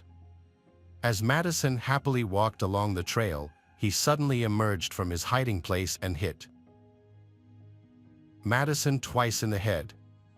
Noah admitted to putting all his strength into the second blow, adding that it was then that he became enraged after months of losing control over the girl who had broken his heart. Unable to control himself, he continued to strike her body multiple times. After the attack, the two used Annika's car to transport her body to a location near the intersection of I-95 and the Delaware state line, about 15 minutes away from the scene and near a warehouse. Once there, they attempted to drown the body in the river. Unsuccessful, they opted to bury it in a shallow grave they dug in the same location. Armed with detailed information from the suspect, investigators carefully searched the designated area. There, they discovered an aluminum baseball bat used as a weapon, with traces of blood. The crime scene also revealed the victim's clothing, with some items showing evidence of having been burned. The suspect then led law enforcement to a large plot of land near the intersection of I-95 and the Delaware state line, where he and his accomplice had secretly buried the body. On Monday, October 5, 2020, Corporal Heather Piper announced the discovery of Madison's body. The news sent shockwaves through the victim's family, friends, and community. Several days later, on Saturday, October 9th, hundreds gathered at the high school football field to remember and honor Madison. An autopsy revealed that Madison died from blunt force trauma to the head. Experts also found the DNA of Noah and Annika on physical evidence collected at the scene and where the bodies were found. Noah faces charges of first-degree murder, possession of a deadly weapon during the commission of a felony, and first-degree conspiracy. He has been placed in a correctional facility on a $1 million bail. More than a month after the tragic event and after processing the necessary evidence, Annika, 17, was also arrested. She was indicted by a Newcastle County grand jury on charges of first-degree murder, possession of a deadly weapon during the commission of a felony, and first-degree conspiracy. Meanwhile, Madison's family has been struggling. Heather has repeatedly stated that the exact cause of her daughter's death may never be known. Although Noah admitted his guilt to the police, he did not plead guilty in his formal court filing. This has led to speculation that his defense attorney may argue that he was mentally unstable. In some cases, attorneys often attempt to defend their clients by referring to their mental health status. Similarly, during a preliminary hearing, Noah's attorney stated that Noah was being treated for schizophrenia and was under the care of a psychiatrist at the time of the murder. Noah's attorney confirmed that he had been injured in Chester County, Pennsylvania, about 3 weeks before the murder. The attorney explained that Noah had suffered memory loss and other problems as a result of the head injury. However, the attorney did not provide specific information about the cause and severity of the injury.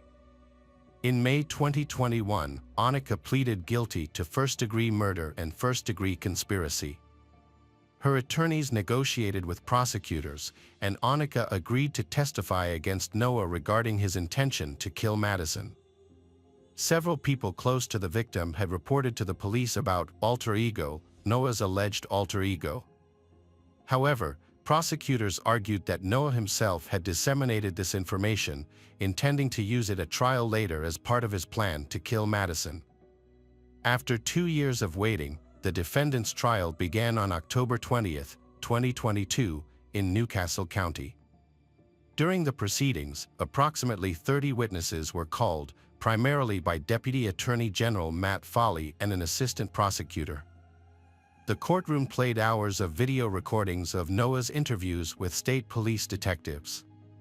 Viewers heard Noah's changing story until he finally confessed. The defense tried to challenge this evidence, arguing that the police had interrogated their client for too long. Attorney Monica Jerome noted that the detectives interfered with the interrogation, directing Noah to say what they wanted and forcing him to say it. However, most people viewed this as a last-ditch effort to justify the murderer in any way possible.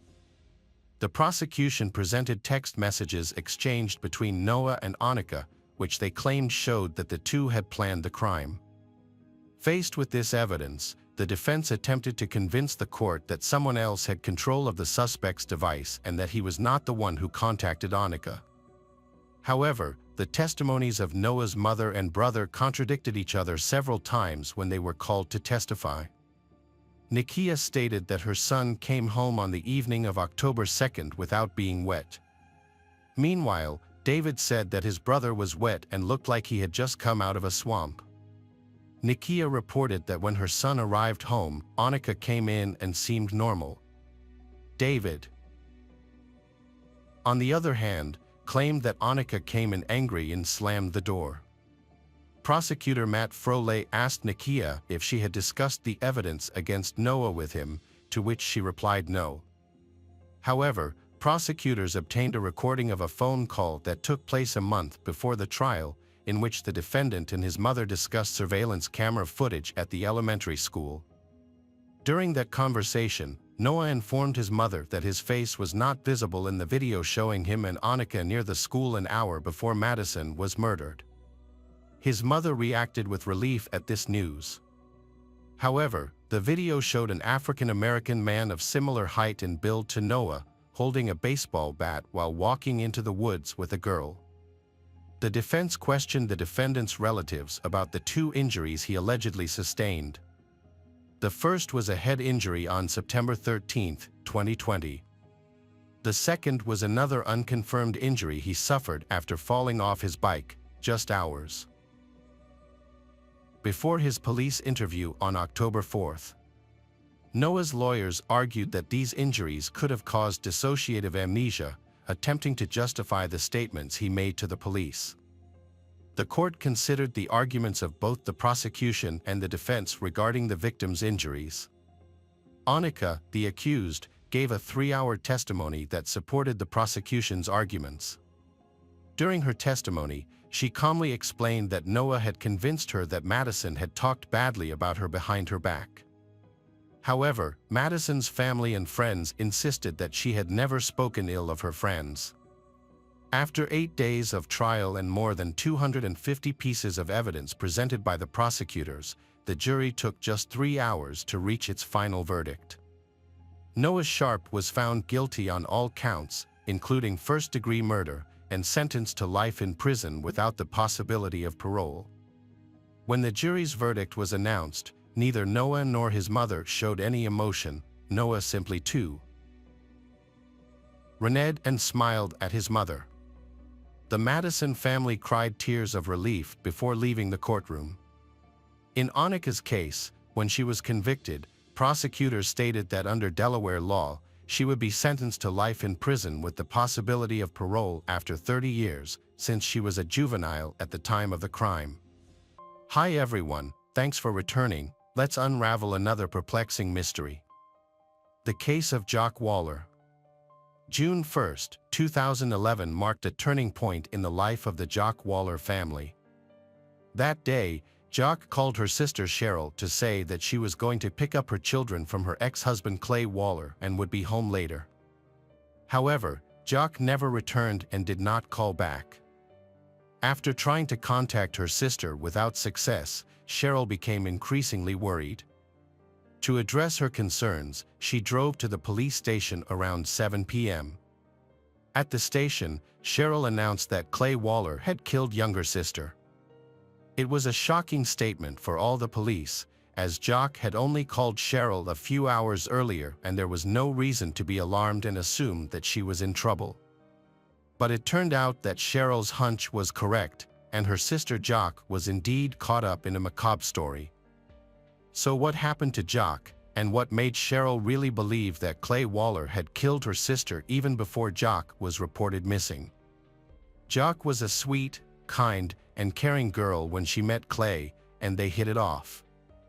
Clay had a stutter that caused some people to make fun of him, which made him feel self-conscious. Jock, however, was different. She never made fun of him and always protected him, making sure he didn't get hurt. That was her nature. She protected the vulnerable, fought against injustice, and helped people. As their love blossomed, Jock and Clay became closer and eventually married when they were in their 30s. They bought a small house in Sanguine View, Missouri, and Jock was building a family there. Jock had a successful career, unlike her husband, whose life was constantly failing and couldn't stay in one place for long. As a result, Jock was the sole provider for the family. She had always dreamed of having children, and when she found out she was pregnant, she was overjoyed. She was even more delighted to learn that she would be having triplets.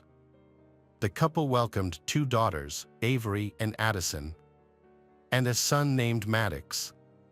Caring for 3 newborns at once was a huge challenge for Jock, but she did not complain. Instead, she took on the responsibility alone, as her husband seemed indifferent to the children. Clay took a job at the sheriff's office to support the family while his wife took care of the children, but he did not stay long.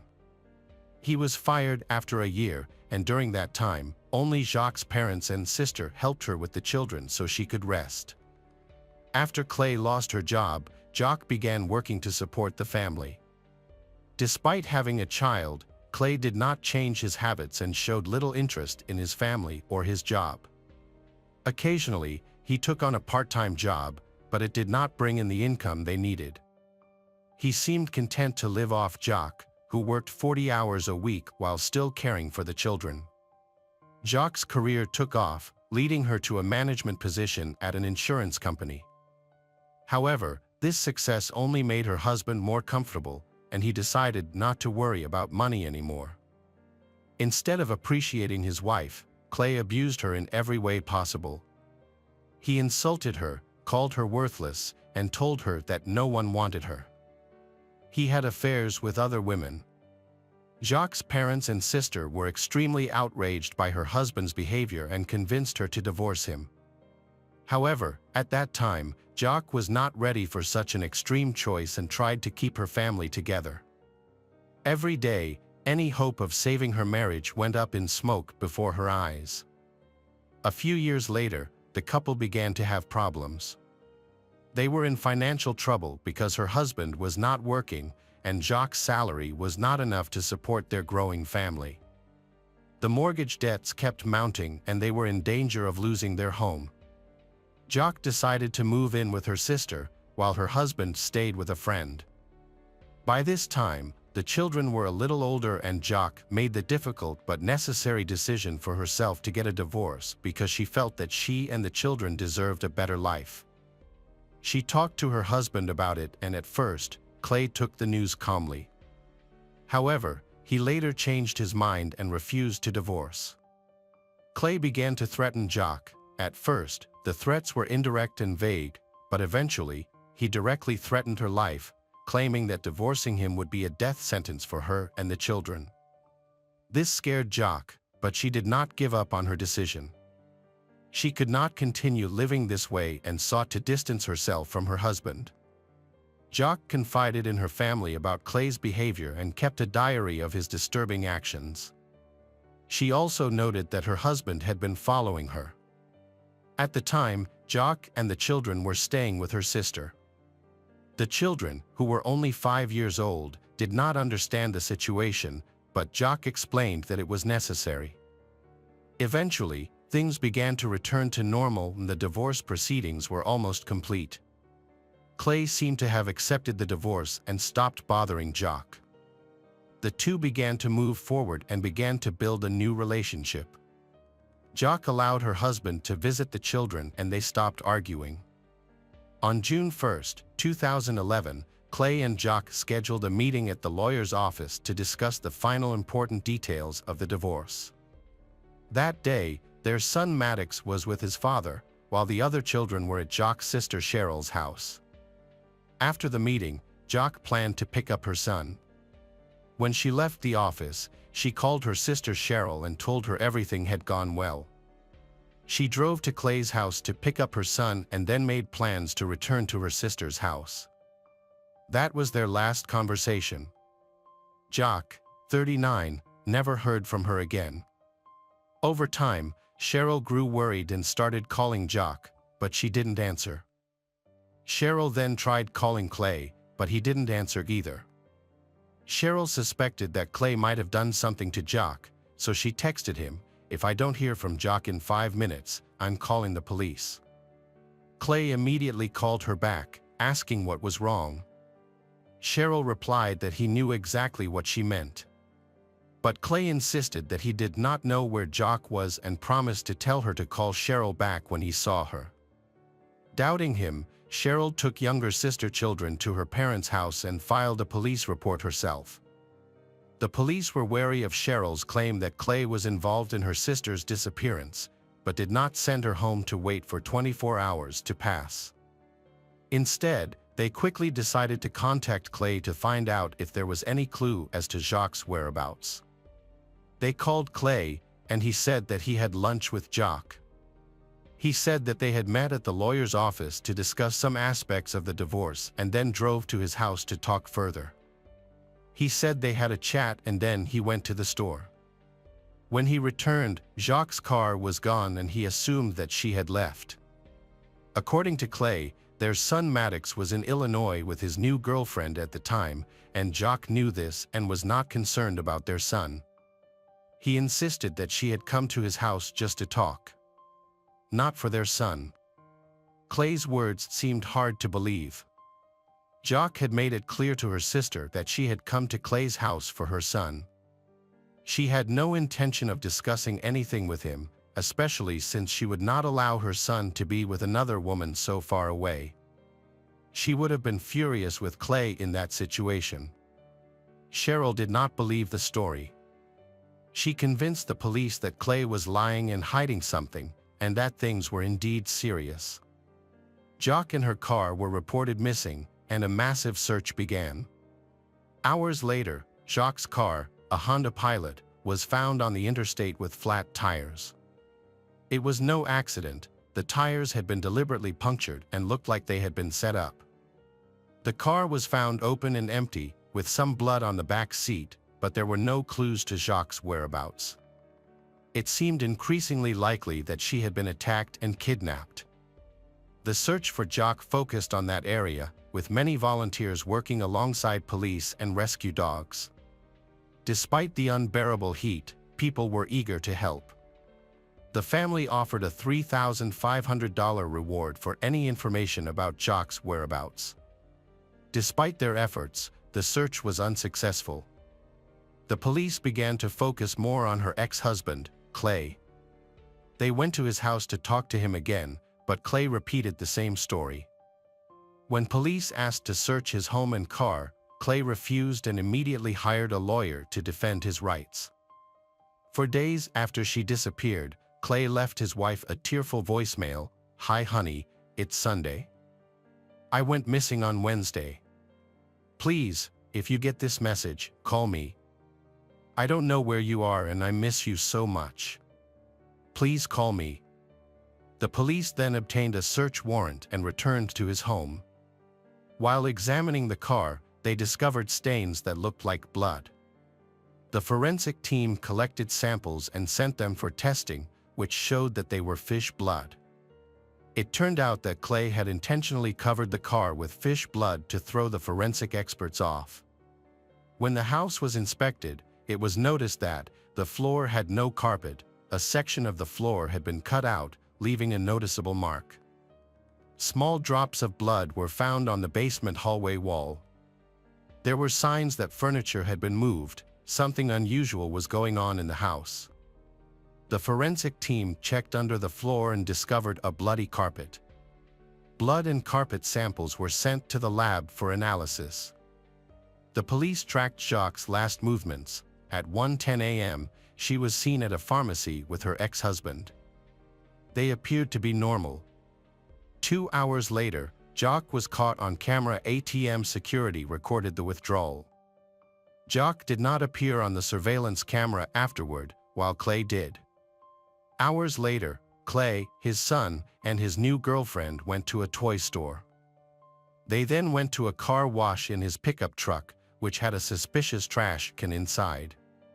Clay changed clothes and washed the car and boat. Suspicion grew around Clay, and he became the prime suspect. Police released photos of Clay's pickup truck and boat, asking any witnesses who saw them to come forward. A young couple reported seeing Clay near Devil's Island on the Mississippi River, which was later confirmed by Clay's cell phone records. This prompted police to conduct a search of the area, but despite their efforts, nothing was found. At that time, forensic testing revealed that drops of blood found in Clay's home matched those of the missing woman, Jacques. Based on this evidence, the police suspected that Jacques was likely dead.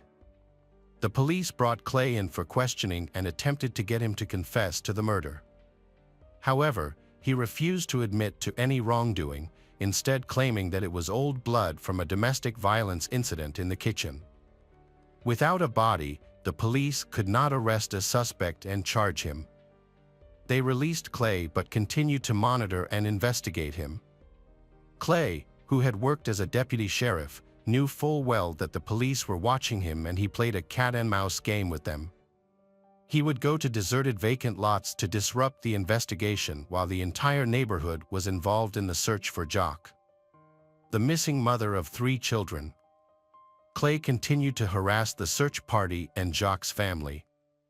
He drove by, insulting them and yelling that they were wasting their time, claiming that they wouldn't find anything.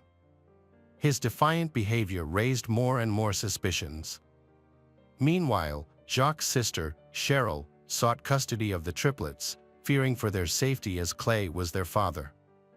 Clay's erratic behavior eventually led to Cheryl gaining custody, which angered him even more. He began threatening Cheryl with violence, even posting about it on social media. Cheryl recorded these threats and reported them to the police. Nearly 5 months after Jacques' disappearance, police arrested Clay and charged him with making threats to death. Although he admitted to the charges, Clay claimed he acted out of anger and despair over losing custody of the children, with no intention of harming Cheryl. He believes he is the victim in this situation. During the investigation, police discover that Clay is being accused of stealing $50,000 from a previous company and stalking a man. Despite this, Clay denies any involvement in Jacques' disappearance. When questioned, Clay claims that Jacques' new lover, Harry, is responsible for her death. However, police investigate Harry and discover that he has a solid alibi, eliminating him as a suspect. The evidence points to Clay, but he continues to deny any wrongdoing. He is eventually sentenced to 5 years in prison for threatening his wife's sister, Cheryl. Police continue to investigate Jacques' disappearance, searching Devil's Island but finding no trace of her. 2 years after her disappearance, police had gathered enough circumstantial evidence, including video footage and blood found in Clay's home, to charge him with Jacques' murder, even though her body had never been found. It was a risky move, because if they lost, the DA's office would not be able to charge him a second time. However, the prosecutor was determined.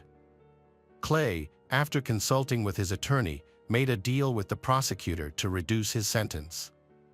Clay offered to plead guilty to murder and provide a burial site. Jacques' family agreed to the deal because it was important to find her body and give her a proper burial. Clay led police to his ex-wife's burial site, It was located in a remote location on a sandbar on the Illinois side of the Mississippi River. The initial investigation was hampered because Clay could not remember the exact tree in which he had buried Jock's body. However, he eventually revealed that he had placed a bag of fertilizer on top of her grave. A gardener pointed out that large amounts of fertilizer could kill trees, leading the police to focus on 3 dead trees in the area. When they dug up the grave, they found Jock's body under one of the trees, wearing the same clothes she had last worn. The woman was identified from dental records as Jock Waller. The discovery of Jock's body brought closure to her loved ones, who were finally able to hold a funeral for her. Ironically, the ceremony was held on her parents' 50th wedding anniversary. At this time, Cheryl had to tell her children that their mother had died and that their father was responsible for her death. This revelation was devastating to the children, who not only lost their mother, but also their relationship with their father. The children immediately shunned Clay and refused to communicate with him. As part of his plea agreement, Clay was required to provide a detailed confession of his crimes. According to his statement, he began thinking about murder a year before Jock died, after she announced that she wanted to end their relationship. Despite these dark thoughts, he initially pushed them aside because Jock was the mother of his children. Clay felt he couldn't let Jock take his children. He had warned her earlier that if she continued to do so, things would not end well for her, but she chose to ignore him. The night before the murder, he had dug a grave for Jock on Devil's Island. It was then that he began to consider taking her life. At the time, their divorce seemed to be going smoothly. After visiting a lawyer, the couple had a conversation in which Jock suggested they have one last intimate encounter together. They went to his house, where they continued the conversation in the kitchen. He opened the refrigerator to find a snack. When he raised his head, he accidentally hit Jock on the head, causing her nose to bleed. This enraged her, and she stormed out into the hallway. She began screaming that he would never see their children again. This was Clay's breaking point. In a fit of rage, he punched her in the face and then strangled her. After the fight, he dumped Jock's body in a prepared grave on Devil's Island. He then cleaned up the crime scene by washing his car, cleaning the house, and showering.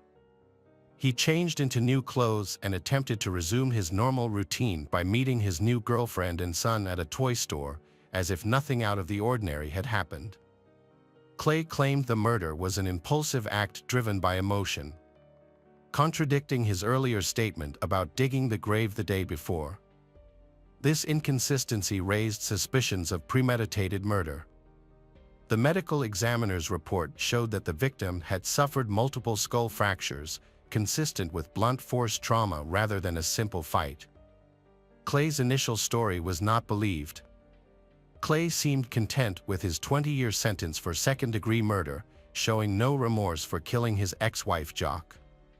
However, the prosecution had a surprising twist. The hole he dug to bury Jock was in another state, Illinois, and the murder took place in Missouri.